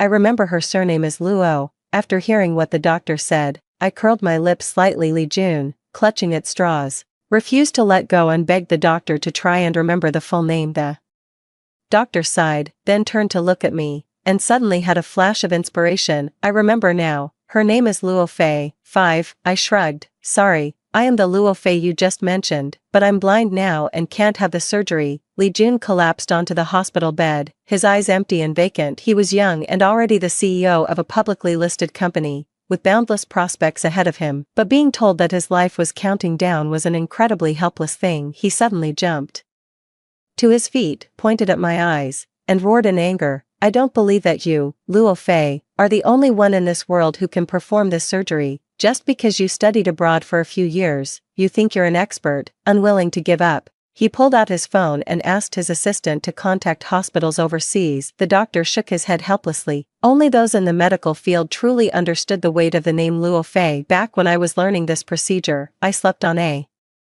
makeshift bed outside my mentor's doorstep, chasing after my teacher with knowledge I didn't yet understand, eagerly asking questions. Countless days and nights, I practiced suturing with an extremely fine thread. Due to eye strain from overuse, I nearly went blind. Finally, I moved my teacher, who was willing to teach me. Only then was I able to learn this rare brain surgery. When I returned to my country after mastering the skills, my teacher died suddenly from overwork on the operating table. So too, this day, I am the only person who can perform this surgery. After extensive inquiries, Li Jun also learned that I was the only surgeon who could perform the operation. He, who had always looked down on others, was now like a deflated balloon. Gone was the arrogant and aggressive attitude he had shown moments ago. He slowly walked to my bedside and carefully took my hand. "I've always believed you're a kind girl, and that's why I was so deeply attracted to you in the first place." I coldly pulled my hand back. The injured back of my hand throbbed with pain. Su Xiaozu had really stepped on my hand with all her might, without the slightest hesitation. "Fei, I never expected that the one to save me in the end would be you, my dearest, you." I twitched the corner of my mouth and deliberately spoke in a nasal, affected voice. "If you say that,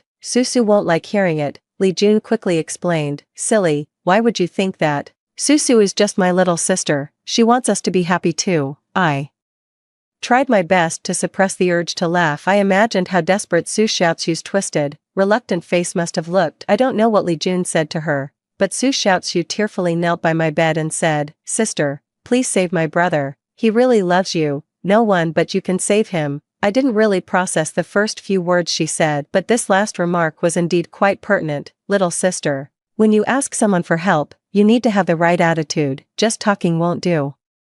Before Su Xiaozu could speak, Li Jun also asked first, "What exactly will it take for you to save me?" I've never seen Susu act like a little dog, just the thought of it is adorable. "I'm blind now and feeling really down, little sister, put on a doggy act to cheer me up." The surroundings instantly fell into utter silence. What happened to that just about to win momentum from making me crawl like a dog? What about that affected, pretentious attitude? Did you feed it all to the dogs? Su Xiaozu slowly began to speak. "If I make sister laugh, sister will definitely save brother, right? That depends on how well you do." As she spoke, Su Xiaozu slowly bent down. I felt for her face and gently patted it twice, make it more convincing. I don't like being fooled. 6. Su Xiaozu nodded, swallowing her humiliation, crawling slowly on the ground. Oh, what a pity. My eyes are blind and I can't see my little sister imitating a dog. Why don't you bark a couple of times for me to hear? Su Xiaozu was shocked, staring wide-eyed at Li Jun. Li Jun's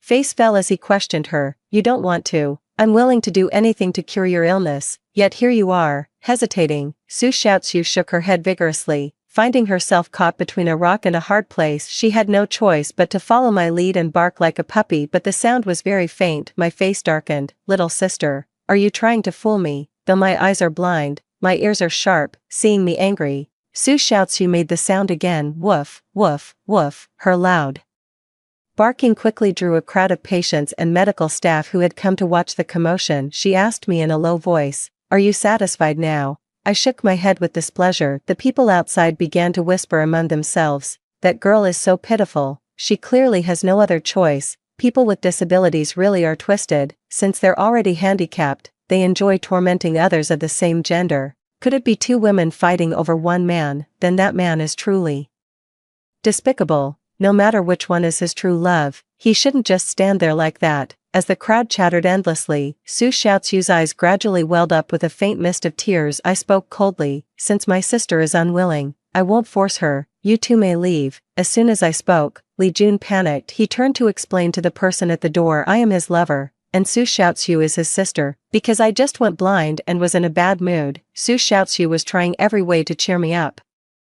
Su Xiaozu also reluctantly explained at that moment, afraid I might become depressed, so she came up with this way to amuse me. The person at the door immediately changed their tone. What a kind-hearted young girl, willing to play the role of a dog just to make her future sister-in-law laugh. So loyal and righteous. That blind lady is really fortunate to have met such an understanding sister-in-law. Not only is she lucky, but she's also quite happy. Her boyfriend didn't abandon her even after she went blind. That's true love. Listening to these onlookers' comments, I really wanted to say thank you. If it weren't for this pair of dirty dogs, would I have ended up like this? Su Xiaozu kept on with her dog barking, nearly cracking on the last bark. I suddenly burst out laughing. What sound is that, little sister? A ghost's wail? My goodness, I had no idea you had such a talent. The people at the door saw this and also burst into laughter. Li Jun tugged at the corner of his mouth awkwardly, asking for my opinion. Su Xiaozu had crawled and cried out, "So could we stop now?" I smiled and nodded, but insisted on helping her up myself. Li Jun came over to take my hand, and I slowly moved forward. I finally made it to Su Xiaozu's side, then lifted my foot and stepped on the back of her hand. Boo-hoo-hoo. I'm so sorry, sis, I didn't mean it. You know I'm blind and can't see a thing. You're not mad, are you? Right. Su Xiaozu managed to force out a single word with difficulty, but I began to press down harder with my foot. Su Xiaozu grunted softly, trying to pull her hand back, but there was no chance. Li Jun then complained, "Can't you see Feifei is blind? Why are you putting your hand under her foot? Are you trying to trip her?" Su Xiaozu shook her head, wanting to explain. I ground my foot back and forth on the back of her hand. Before she could cry out in pain, I lifted my foot and stepped elsewhere. 7. Feifei, this way. Now I am your eyes. Li Jun fawned beside me. Su Xiaozu covered her hand, tears streaming down. Now you know it hurts, don't you? I stepped on her with flat shoes, but she ground her thin high heel into me. Compared to her, I'm the one in more pain. She lay on the ground and asked me, "Sister, will you save brother now?" I slowly moved to the hospital bed, let out a sigh. To perform this surgery, you need a very precious bone flap, which is only available abroad, but my phone is broken now, and I can't contact the manufacturer of the bone flap. As soon as the words were spoken, Li Jun immediately promised to find someone to recover all the data from my phone and even agreed to provide me with the latest model phone. I nodded gratefully. I think I have some memory of the contact number. Could I borrow your phone, little sister, to make a call? Before Su Xiaozu could respond, Li Jun snatched her bag and placed her phone into my hand. Actually, I never knew Su Xiaozu's phone number. I suspect those years of harassing calls were all her doing. Taking this opportunity, I can finally check if it's that eerie number. I used her phone to call the number I use overseas. Of course, no one answered on the other end. After 30 seconds, I shook my head in disappointment. Sigh. I still remembered the number wrong. I'll just have to wait until the phone data is restored. Seeing this, Li Jun took my phone and was about to go find his friend before leaving. He didn't forget to warn Su Xiaoxiu not to upset me. Su Xiaoxiu pretended to obey, but as soon as he was gone, her tone turned harsh. Bitch, give me back my phone right now. I covered my mouth in surprise and said, little sister, why have you suddenly changed like this? I'm so scared. What are you pretending for? Talking about being abroad. I think you're nothing but a liar. After she said that, she came over to snatch my phone. In a moment of panic, I threw it against the wall, hearing the sound of the phone shattering. I showed a satisfied smile. Sorry, little sister, I didn't mean it. I didn't know that was a wall. Su Xiaoxiu was too angry to speak. Picking up the broken phone, she had a fierce look on her face. Just then, Li Jun returned from outside. What are you two doing? I immediately lowered my head with a wronged expression. It's all my fault. I shouldn't have been so blind. Then I wouldn't have broken my sister's phone. If it's broken, it's broken. We'll just buy a new one. The important thing is that you weren't hurt. In front of Li Jun, Su Xiaoxiu couldn't lose her temper and had to swallow her anger in silence. Li Jun slowly sat down in front of me and asked about the preparations for the surgery. Out of politeness, I did my best to answer his questions. He was so moved that he hugged me tightly. He promised to give me an unprecedentedly grand wedding. He also said he would find world-top designers to customize a wedding dress and crystal shoes for me. He painted a beautiful picture of our wonderful future together. Will make me the happiest bride in the past. That would have moved me to tears. But now, I've seen his true colors and will never believe another word he says. After envisioning the future, Li Jun asked the most important question on his mind. Baby, when can you arrange the surgery for me? The doctor says the sooner, the better. I smiled and nodded, then put on a troubled expression. I'd love to arrange the surgery for you as soon as possible, but the problem is, I can't see right now. Li Jun's fingers suddenly tightened, and he fell silent for a moment. Suddenly, he let go of my hand, walked over to Su Xiaoxiu, and said, Su, give your corneas first. Once I find a suitable match, we'll replace them. 8. Su Xiaoxiu turned pale with fright. No, brother, I can't lose my corneas. I don't want to go blind. She broke free from Li Jun's grip and shook her head frantically. Finally, she fled the ward as if escaping. I pursed my lips. No one is willing to donate corneas to me. If I can't see the light, there's nothing I can do. Li Jun, however, comforted me. In return, I will find corneas for you, even if I have to steal them. My heart tightened. What exactly was this guy planning to do? Sure enough, he actually went to forcibly take someone's corneas. It wasn't until I got my phone back that I learned Li Jun had gone to Su Xiaoxiu's house with a kitchen knife and forced her to sign a corneal donation consent form. Over the years, he had treated her like a treasure close to his heart. He bought her luxury sports cars and gave her expensive designer bags, so he naturally assumed that whenever he was in trouble, she should unhesitatingly help him. On the surface, Su Xiaoxiu appeared compliant, but after signing the donation consent form, she immediately called the police and had Li Jun arrested. Seizing the opportunity, she liquidated everything valuable she could sell, ready to leave the city, but she had ultimately underestimated Li Jun's influence in Jingbei. Before she could even board the plane, she was intercepted. Li Jun only threatened her without causing any actual physical harm, so she was released after a few days in detention. He found Su Xiaoxiu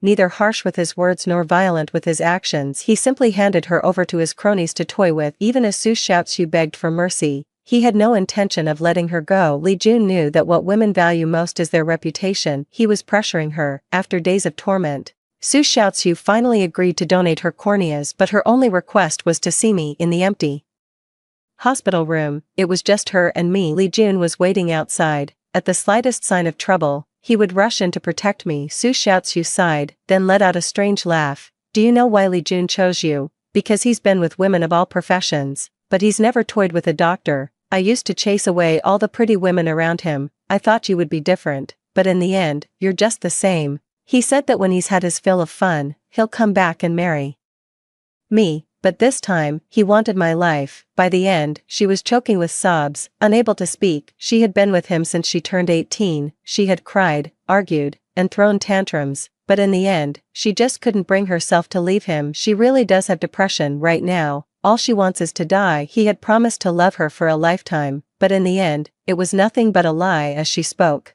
she leaned against the window and laughed wildly. You want my corneas, don't you? Too bad, I won't give them to you. At that moment, Li Jun also broke through the door. There were no caring words, no anxious inquiries, only a fierce warning, hand over your corneas obediently. I don't have the patience to wait, Su Xiaozu sneered. Li Jun, you'll get what's coming to you. I don't care whether I live or die, but I want you dead. As soon as she finished speaking, she gouged out her own eyes, blood trickled down her dark eye sockets, a piercing scream tore through the sky, and I broke out in a cold sweat. Su Xiaozu did not hesitate to jump from the 10th floor headfirst. She gave the hospital no chance to save her. Li Jun rushed over, but only managed to tear off a piece of her clothing. He cursed as he ordered someone to check if Su Xiaozu was alive or dead. Then he turned to me and assured me, don't listen to that bitch's nonsense. In this life, I love only you. 9. I tugged at the corner of my mouth. A heart as still as water. A beast like him doesn't deserve to speak of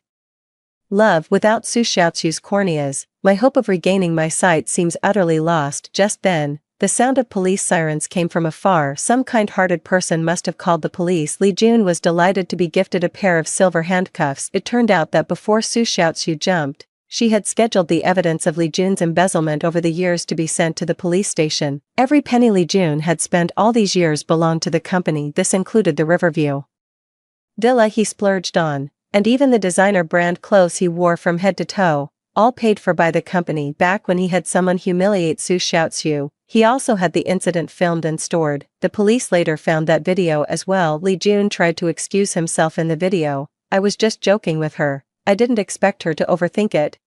Just joking again. Every malicious act of harm he committed, he called a joke, yet he never admits to his own twisted behavior, and he had an equally unexpected defense for embezzling company funds. The company has so much money just sitting there, going to waste. If they won't spend it, I'll spend it for them, I sneered, wondering how I had never noticed before how utterly shameless he was. The police were so speechless at him that they forcibly shoved him into the patrol car. Li Jun kept yelling relentlessly, I'm sick, you can't arrest me, I'm about to die soon. Doing this to me will delay my treatment. Finally, he turned to me for help. Baby, tell the police quickly that I have a serious illness and need to be treated in the hospital. I spoke with indignation. Treatment alone won't help your illness, you need surgery. Too bad. The one who could perform that surgery on you is already blind in judgment and can no longer save your life. As the saying goes, a man's words are good when death is near. Confess properly to the police, and strive for a comfortable way to die. Li Jun gritted his teeth, his heart as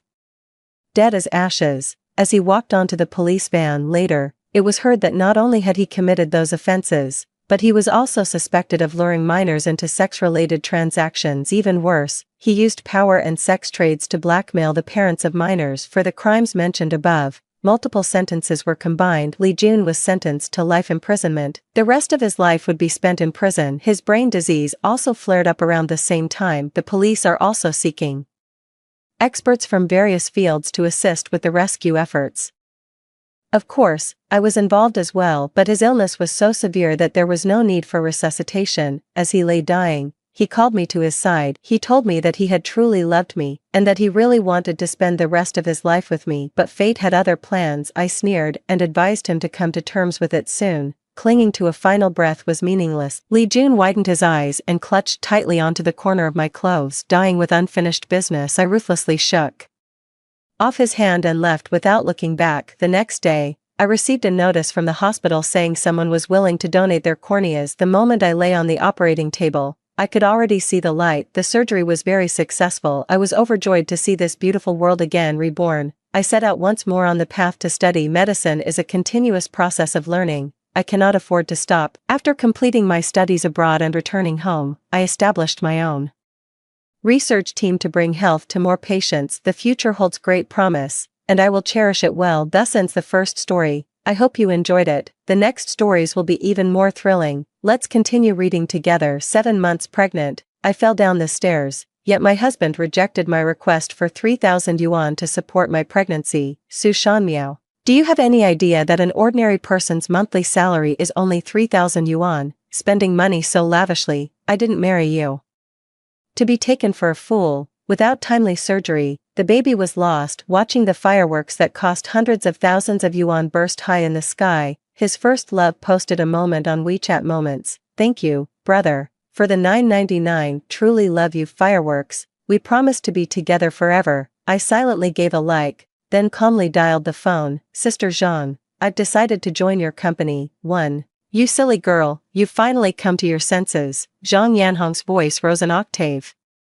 Get ready right away, you're going overseas next week to compete, and you'd better bring me back a grand prize. The moment the call ended, Luanen sent a text message. Sorry, Sister Shanmiao, I forgot to block you from my moments, I was just joking earlier, please don't be mad. Before I could reply, Gu Changji immediately called me. Su Shanmiao, what do you mean by that? I only said a couple of things about you, and you deliberately embarrassed Anan. Apologize right now, or don't expect to get your allowance next month. I'm sorry. Before Gu Changji could finish his threat, I apologized bluntly. He was immediately left speechless on the other end of the line. Every time something involves Luanen, I end up having a huge fight with Gu Changji. He accused me of being unreasonable, saying that I only see Luanen as a little sister. I said he doesn't keep his distance and doesn't know how to consider my feelings. Every time, we end up parting on bad terms, but this is the first time I didn't defend myself, instead accepting all his criticisms completely. The miscarriage has already shaken the foundation of our relationship. Just as I was about to hang up,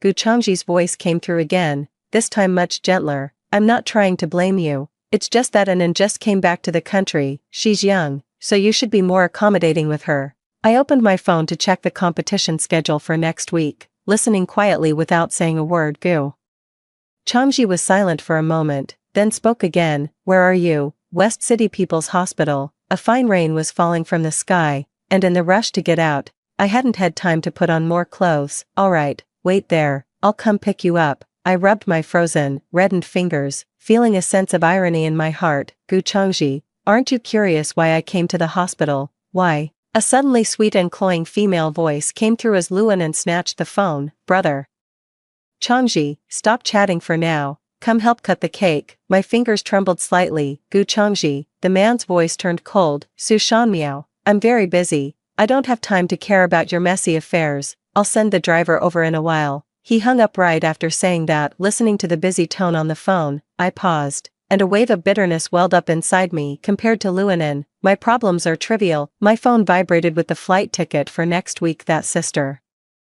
Zhang had sent, and I confirmed it without hesitation. Standing at the hospital entrance, watching the light rain grow heavier, I could only keep wrapping my thin coat tighter around myself, yet the bustling crowd outside never seemed to thin out. I was just wondering about this when I suddenly remembered that today was Qixi Festival. Everyone's face was brimming with happiness, while I was the only one hiding in a corner waiting for the driver. Shivering from the cold, an empty taxi pulled up in front of me, and the driver rolled down the window. Need a ride, miss? I shook my head and declined. Thanks, but someone's picking me up. But as time passed by, the bustling crowd gradually scattered until only a few people remained. It was completely dark now. Gu Changji's driver still hadn't arrived. He must have forgotten about me again. I forced a faint smile, touched my cold, stinging lower abdomen, and walked into the heavy rain, heading home step by step. I had no money on me, so I couldn't afford a taxi. Asking Gu Changji for help was something I could no longer bring myself to do. My clothes were soaked through by the rain, and a sharp pain twisted in my stomach. Suddenly, a car stopped.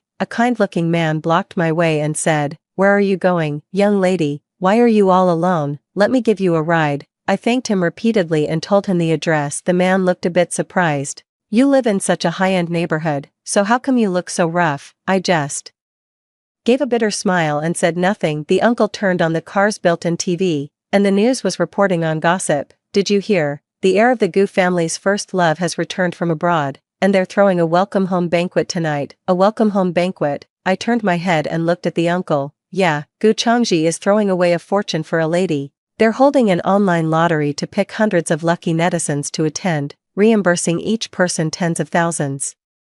Then he took 2 bright red tickets out of his bag. It doesn't matter if you don't win the draw.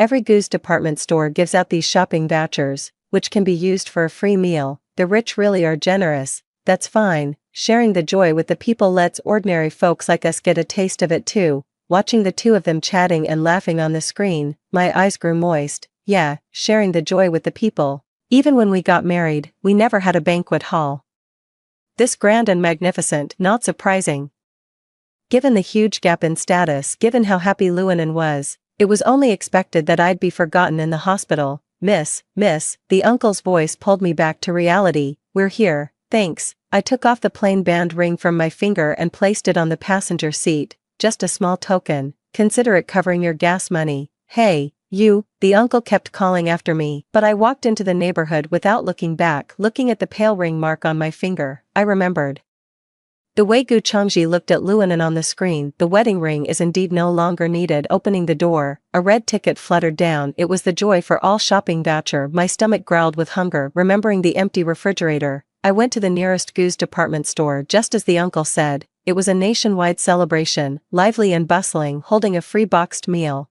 I sat alone among a crowd of couples, my hands pressed together. Su Shan Miao, happy Qixi festival. Returning home, I took off my soaked clothes and re-downloaded the design software. After years of abandoning my old profession, it was time to pick it back up. I placed a small heater by my legs and worked on my design drafts while rubbing my sore lower abdomen, drinking coffee to stay awake when I got tired. As I drifted between sleep and wakefulness, a sound came from the front door. Brother Changji, if you take me home, won't Shanmiao be upset? Don't worry about her, you've had too much to drink, get some rest first. Hey, watch out. After a loud crash, an eerie silence fell by the entrance. I slowly opened the door and saw Luanan pinned beneath Gu Changji. You're back. I rubbed my eyes and yawned. Gu Changji frowned when he saw my just woken appearance. I didn't know why he was angry that I didn't stay up all night waiting for him, or angry that I interrupted their little moment. Luanan shot me a smug look, then pretended to be aggrieved as she said, sorry, Shan. Miaojia, I had too much to drink and couldn't stand steady, so Changji Ji only helped me up. Please don't be mad at him, really, then sit down on the sofa quickly, don't fall again. Instead of questioning the ambiguous atmosphere between them just now, I thoughtfully handed her a glass of water. You had a lot of fun last night, didn't you? I heard Changji put a lot of thought into it, caught off guard by my words. Luanan was momentarily stunned. Gu Changji frowned even deeper, his tone tinged with displeasure. Su Shanmiao, if you have something to say, just say it, don't be sarcastic. Huh, I was bewildered. Luanan suddenly grabbed my arm excitedly. Sister Shanmiao, please don't be upset. If anyone's to blame, it's me. Just don't be angry with Brother Changji. If my presence bothers you, I'll leave right now. I cut her off and handed her a towel. Don't be silly, why would I be upset? You two grew up together and haven't seen each other in so long. Stay a while longer. Here, the two of them took the towels, looking completely confused. You reek of alcohol. There's hot water in the bathroom. Go take a shower. I turned and walked back to the study without waiting for a response. If you don't mind, you can sleep in the guest room. I have things to do, so I'll leave you to it. Without waiting for a response, I shut the door and went back to my drawing. At noon, Gu Changji knocked gently and poked his head in. A meow. I was too busy to respond. Seeing that I wasn't reacting, Gu Changji grew a bit annoyed. Su Shanmiao, helpless, I reluctantly looked up at him. What is it? I had the driver take Zichu back. Oh, too. There was a moment of silence. Gu Changji walked over, wrapped his arms around me, and acted coquettishly. I'm so hungry, I want to eat something you cooked. I casually brushed him off. Just order takeout. His expression darkened, and he said coldly, still angry about last night, I admit I shouldn't have left you at the hospital, but Anan and I are completely innocent. Nothing happened between us. I smiled and interrupted him. The living expenses haven't been approved yet, and there's no food at home. A flash of astonishment crossed Gu Changji's eyes. He opened his mouth as if to say something more, but in the end, he just took 500 yuan out of his bag and handed it to me. If you're short on money in the future, you can just ask me directly. I didn't move. I just gave a simple hum in response. Having been rejected again and again, he was somewhat embarrassed. Throwing the money on the ground, Gu Changji looked at me with cold eyes. Just because I held a homecoming banquet for Anan, you've been throwing a tantrum and sulking ever since. You've been ignoring me from the very start. You don't even have a job. What's kept you so busy? With that, he snatched my drawing draft, and I hurriedly tried to grab it back. Don't mess with it. Suddenly, his eyes glanced at my finger, full of shock. Su Shanmiao, where is your ring? You never took it off in 7 years of marriage. Where is it now? Hearing his accusations, I rubbed my throbbing brow and looked at him calmly. Gu Changji, don't you want to know why I went to the hospital? He only needed to ask one question, and naturally he would have learned where the ring was, yet he didn't care at all. But back then, when he found out I was pregnant, he was so happy. Held by my steady gaze, he began to waver. The phone rang, and a Coquettish voice came through from the other end of the line. Luanan coughed several times, saying she felt dizzy and unwell. I'll be right there. Gu Changji looked tense and, no longer caring about me, slammed the door shut. The sound of a car engine starting came from downstairs in the empty room. The clock ticked away, with messy sketches and a few scattered 500 yuan bills on the floor. Instead of chasing after him as I usually did, I quietly watched the car's tail lights fade into the distance. After a long silence, I picked up the phone and called Zhang Yanhong. Help me find a divorce lawyer. She was so excited she nearly jumped out of her skin. Zhang Yanhong is my senior from school, has always looked out for me, and has never been able to let go of the fact that I gave up my career. You're not messing with me, are you? Don't tell me one word from Gu Changji and you'll go running back to being a housewife. I chuckled softly. Don't worry, alright, 3 days left. Leave this to me, you just focus on your competition. The next day, a few moments from my friend's feed popped up on my phone. Gu Changji and Luanan sat side by side on a yacht, leaning against each other. Caption: knowing I wasn't feeling well, he specially gave me a yacht to lift my spirits. Love you, Changji Gij. You're always the first to show up when I need you most. I used to sneak peeks at Luanan's friend's feed. Feeling utterly conflicted, I'd monitor every interaction between Gu Changji and Luanan, then pester him with questions. But I just casually liked a post, then got dressed and went out. At the coffee shop, Zhang Yanhong slid the divorce agreement across the table to me. Everything on your end is taken care of. I nodded silently and took out the completed design draft. Zhang Yanhong glanced at it, then held my hand with a pleased look. Perfect, absolutely perfect. It'd be a crime if this doesn't win first prize, and since it's your birthday today, how about we go out to celebrate tonight? I felt a sudden daze.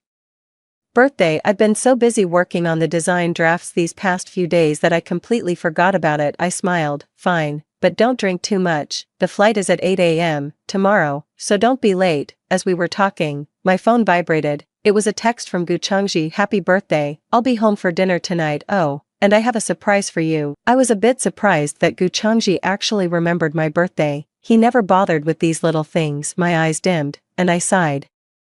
I'd better just be clear about it. That evening, after cooking dinner, I sent Gu Changji a message. What time are you coming back? My phone received a reply. I picked it up and paused when I saw the sender. It was Luanan. The photo showed Gu Changji with his sleeves rolled up, giving a pet dog a bath. Gu Changji is allergic to dog hair. For his sake, I painfully gave away the golden retriever that had grown up with me. I never expected that he, too, would cross the line. See it clearly now. It should be pretty obvious who Changji Gij will choose between you and me, right? I smiled, then got up and dumped Gu Changji's dinner into the trash. The next morning, after placing the divorce agreement on the living room table, I packed my bags and headed straight to the airport. Before boarding, Gu Changji called. Sorry, Anand's dog got sick last night, and we were busy until very late. Are you still at home?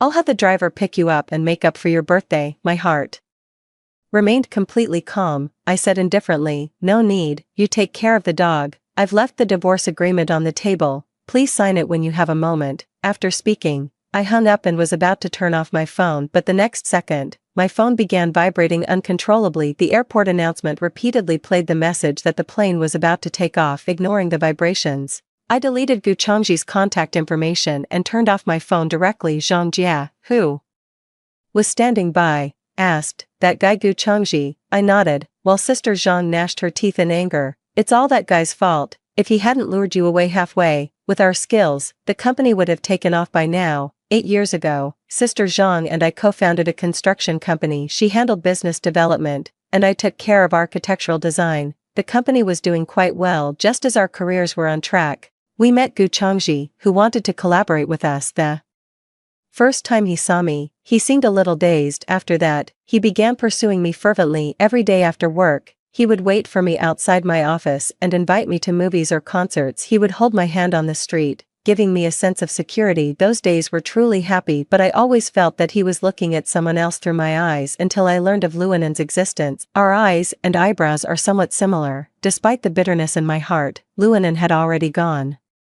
abroad, so I agreed to Gu Changji's marriage proposal. After marriage, I gave up my entire career for him. Zhang Yanhong scolded me more than once, saying I couldn't give up my job, especially since the two companies were growing strong and showing signs of going public. She painted a bright future for our company time and again, taking me to envision the success ahead, but I shook my head. I am willing to roll up my sleeves and cook for Gu Changji. I transferred all my shares to Sister Zhang and entrusted her with taking care of the company, while I devoted myself entirely to the family. Little did I know that this move would leave me with no one to rely on. Fortunately, none of that matters anymore. From this moment on, I will begin a new life. Luanen's home. Gu Changji went from disbelief to frantically calling non-stop, but every call went unanswered, showing that the line was busy. He refused to give up and sent me messages, only to receive red exclamation marks in return. Impossible.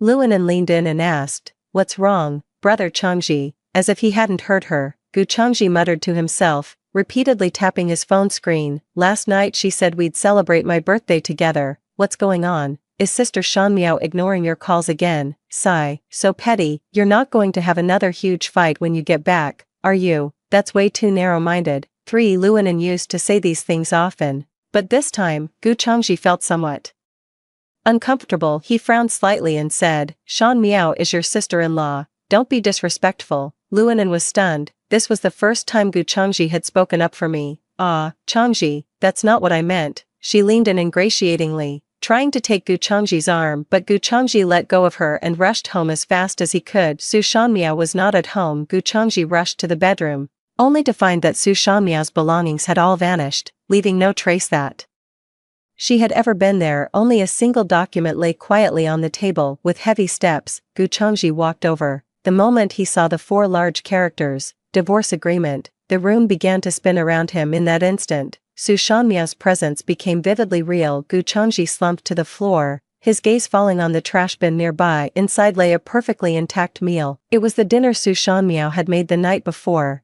including his favorite braised pork ribs. They had promised to celebrate his birthday together, so what had he been doing instead? Thinking back to how he had delayed Su Shanmiao's birthday the night before because he was bathing Luanen's dog, Gu Changji felt a sharp pain in his heart. He sat there blankly, holding the leftover rice, for a long time until a phone call pulled him back to reality. He excitedly picked up his phone, only to find that the caller was Luanen. Gu Changji answered the phone in disappointment, his tone cold. "What is it?" The person on the other end of the line was startled by his tone, but quickly recovered. "Changji, come back quickly, the puppy seems to have a fever, and it's serious." Gu Changji ruffled his hair and said irritably, "If you're sick, figure it out yourself. I'm not a vet, so what's the point of telling me?" After speaking, he hung up impatiently. Then he dialed another number. "Look into someone for me." In the evening, Sister Zhang and I finally finished the competition and returned to the hotel.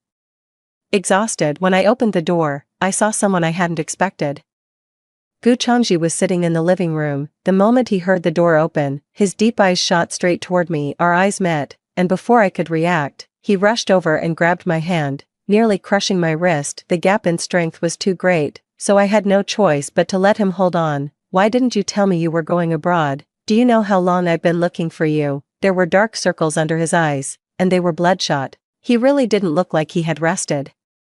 "Well, before I could speak, he grabbed me by the shoulder and forced me to look at him. "What is this thing?" He took out the divorce agreement and threw it at me. Looking at the documents on the floor, I let out a deep sigh. I made it very clear on the phone, "Gu Changji, let's get a divorce." As the last word fell, he stared at me with wide, disbelieving eyes. "Divorce? Why divorce? You're still angry about Luanen. I only see her as a younger sister. How many times do I have to say it? A younger sister? Gu Changji, how much longer are you going to deceive yourself? Do you dare tell the truth? When you married me, was it because you loved me, or because I remind you of her?" I quietly looked straight at Gu Changji, expecting him to be left speechless by my question, yet the emotion in his eyes was something I couldn't understand. "I'm tired, let's get a divorce." His hands instinctively clenched as he quickly changed the subject. "By the way, remember the surprise I mentioned for your birthday?" "Look." He proudly showed me his phone, eager to display the photo.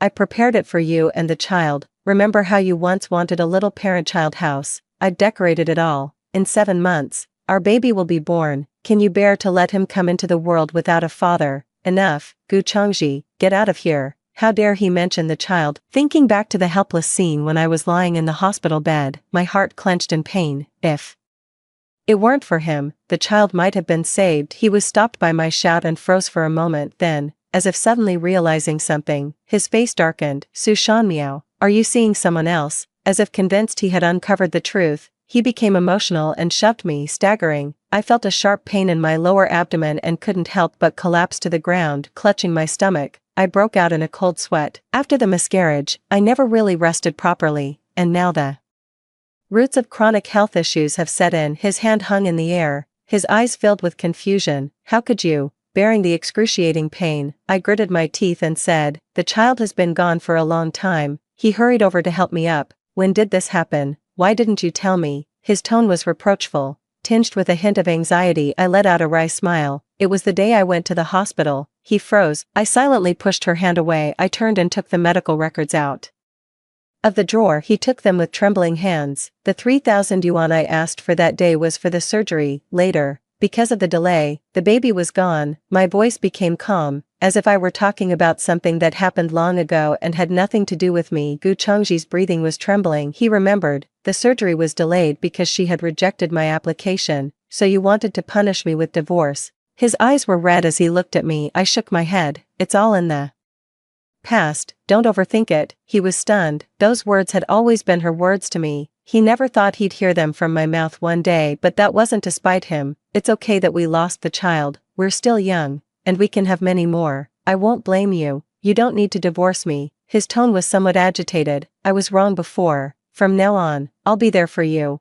We'll work together and try for another child. All right. He crouched in front of me, a pleading look in his eyes. I looked away, picked up the divorce agreement from the floor, and handed it to him. No need. Think it over carefully. I'll come find you in 3 days. A shattered light flickered in his eyes, with a tear that seemed both there and not. My voice was gentle as I wiped the tear from the corner of his eye. Sign it once you've made up your mind, otherwise, we'll have to meet in court. The competition results were announced, and unsurprisingly, I won first prize. To celebrate, Sister Zhang and I booked a private room at a bar and drank ourselves silly, thoroughly enjoying it. I hadn't been this happy in a long time. The last time I laughed so freely was back in college. Indeed, only by having a career of one's own can one find true happiness. It was daybreak the next morning when we finally staggered out of the bar. Just as I took out my phone to book a ride, a car pulled up right in front of us. I looked up and saw Gu Chengji. His eyes were bloodshot, and his voice carried a wronged,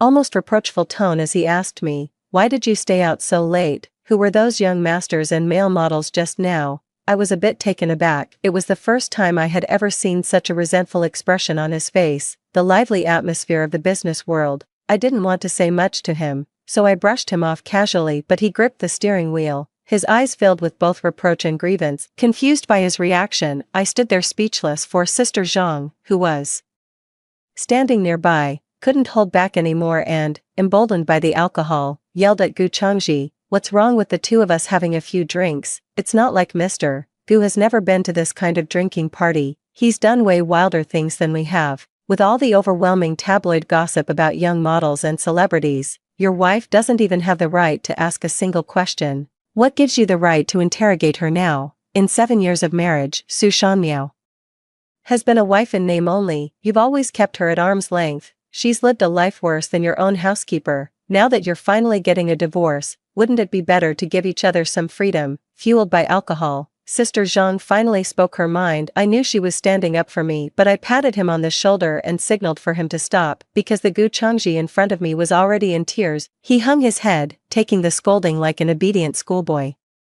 The pride and self-respect I had once taken such pride in seemed to have vanished entirely. I supported Sister Zhang as we bowed to Gu Chengji and apologized. Don't take it to heart. She's drunk and just rambling. It's too remote here. You're not safe abroad alone. You should head back early. Although I acted as though I were scolding Sister Zhang on Gu Chengji's behalf, anyone with a discerning ear could tell that while my words were reproachful, my real intention was to protect her. In contrast, the way I spoke to Gu Chengji felt more like speaking to a stranger.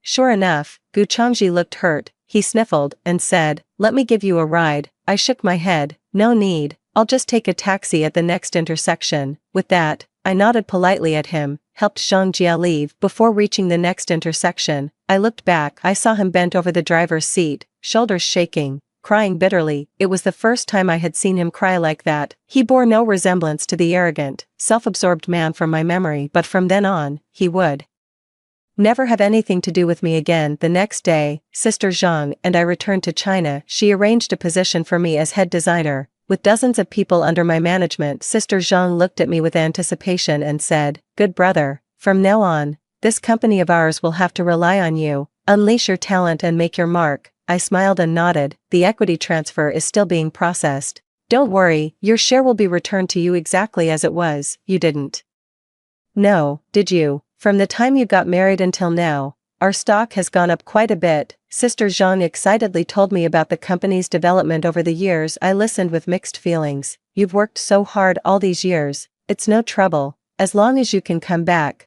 With the two of us sisters working together, our unity will be stronger than gold. You don't know," she nudged me with her elbow. "Because of your first prize, our company's business has increased again.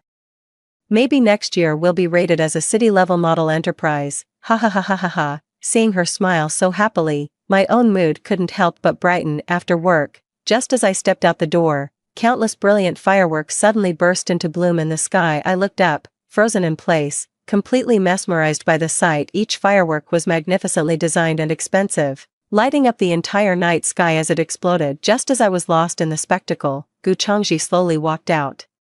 From behind me, she looked at me with a smile. "Do you like it? It's specially prepared for you." After saying that, he handed me a key. I recognized it as the cruise ship key he had given Luanen back then. "Here, from now on I'll only buy things for you." He stood silently beside me, shoulder to shoulder, watching the fireworks. How beautiful. Coming back to my senses, I looked at the faint starlight in his eyes and let out a heavy sigh. "Tomorrow is the last day. What have you decided?" His body suddenly froze, and the smile on his face could no longer hold. "Su Shan Miao, do you really have to say something so depressing at such a romantic moment?" He turned around, his tone tinged with dissatisfaction, but it was entirely in a coquettish manner. I looked at him, tears glistening in his eyes. He looked back at me and said firmly, "I've made up my mind." He took a Mycaelan lady's diamond ring out of his pocket. "It doesn't matter that your ring is gone. I bought you another one. If you don't like this one, I'll buy you another. I want to propose to you again." After speaking, he knelt down on one knee. "Su San Miao, will you marry me again?" I sighed and shook my head helplessly. "Gu Changji, why bother?" With that, I picked up my briefcase and turned to leave. Before I could take 2 steps, he caught up and held me tightly from behind. This was the first time in our 7 years of marriage that he had held me so tightly.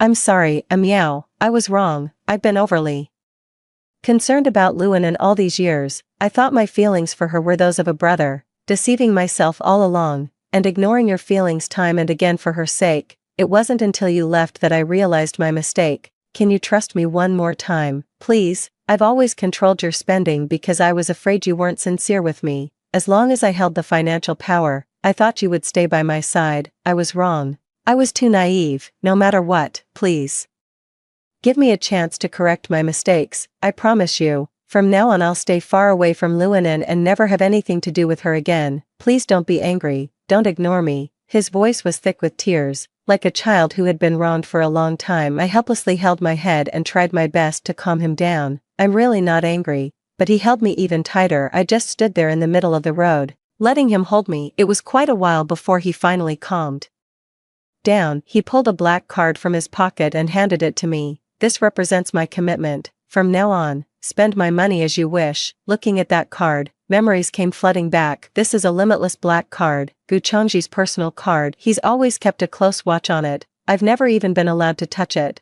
"Thanks, but I don't need it anymore." I handed the card back to him, but he just looked at me, hesitating to take it. Miao. It took a lot of effort, but I finally managed to press it into his hand. Then I took out a long bill from my bag. "In 7 years of marriage, I've asked you for a total of 9,641 yuan, 5 jiao, and 6 fan, with interest. Let's call it an even 10,000 yuan. I recently found a job, so I'm returning all this money to you." After saying that, I wrote out a check, placed it together with the bill, and handed it to him. "If you're still worried, you can have your company's finance department verify the amount." He was stunned, then took the bill from me in utter devastation. "After all these years, this is all you spend on her?" "Yes, in 7 years of marriage, the money he spent on me was nothing compared to what he spent on Luanen, yet he always acted as if I were bleeding him dry." Gu Changji turned pale, gripped my wrist tightly, and said sorry through tears. I pried open her fingers one by one,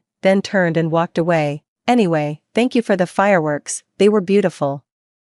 See you at the Civil Affairs Bureau tomorrow. That night, a torrential rain poured down after cooking. I passed by the balcony and noticed a familiar figure. Gu Changji was standing downstairs beneath my building. I had no idea how long he had been waiting out there, but his lips had already turned slightly purple, yet he stood like a statue, exposed to the wind and rain, as if feeling nothing. When he saw me on the balcony, he was overjoyed, his eyes instantly lit up. I simply pulled the curtains shut. Out of sight, out of mind. He instantly deflated, hanging his head like a frosted eggplant. His once straight back slowly caved in, and he hunched over as if he had already entered middle age. Soon after, a message came from an unfamiliar number. A meow. I was wrong, let me come up. Okay, it's so cold down here. I think I have a fever. I feel terrible. A meow. I miss you. I immediately blocked his number and turned off my phone. If everything could be undone, there wouldn't be so many regrets in the world. The rain poured down in torrents,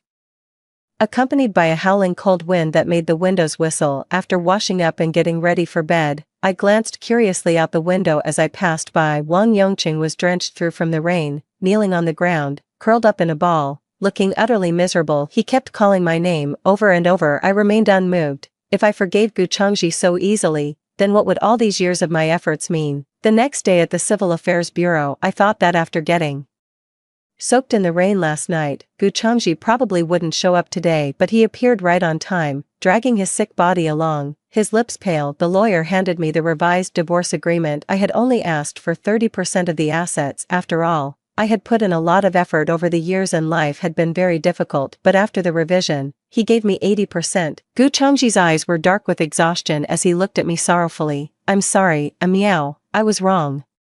I shouldn't have always been guarding against you, afraid that you were only with me for my money. After you left, keeping this money is pointless for me. Take it and live well. Consider it my compensation to you. I did not refuse since he offered to make concessions and I no longer had any feelings for him. There was certainly no reason to turn down this unexpected windfall. Later, I threw myself entirely into my work. Gu Changji also tacitly never appeared in my life again. Through my hard work, the company's market value doubled, making it the most representative leading local enterprise. My social standing rose accordingly, and I became a well-known local female entrepreneur. One day, I unexpectedly received a call from Luanan. Shan Miao, I won't compete with you for Gu Changji anymore. Please, I beg you to put in a good word for me. Okay, he took everything back from me, not even leaving me a single dog. He also blocked me, and now I have no way to reach him. I've been wandering outside for days, without even a place to stay. Please help me plead with Gu Changji. He only listens to you now. Listening to her miserable sobs, I was rather surprised. I hadn't expected Gu Changji to be so heartless toward Luanan 5, but I helplessly pressed my hand to my forehead. Sorry, I can't plead for you,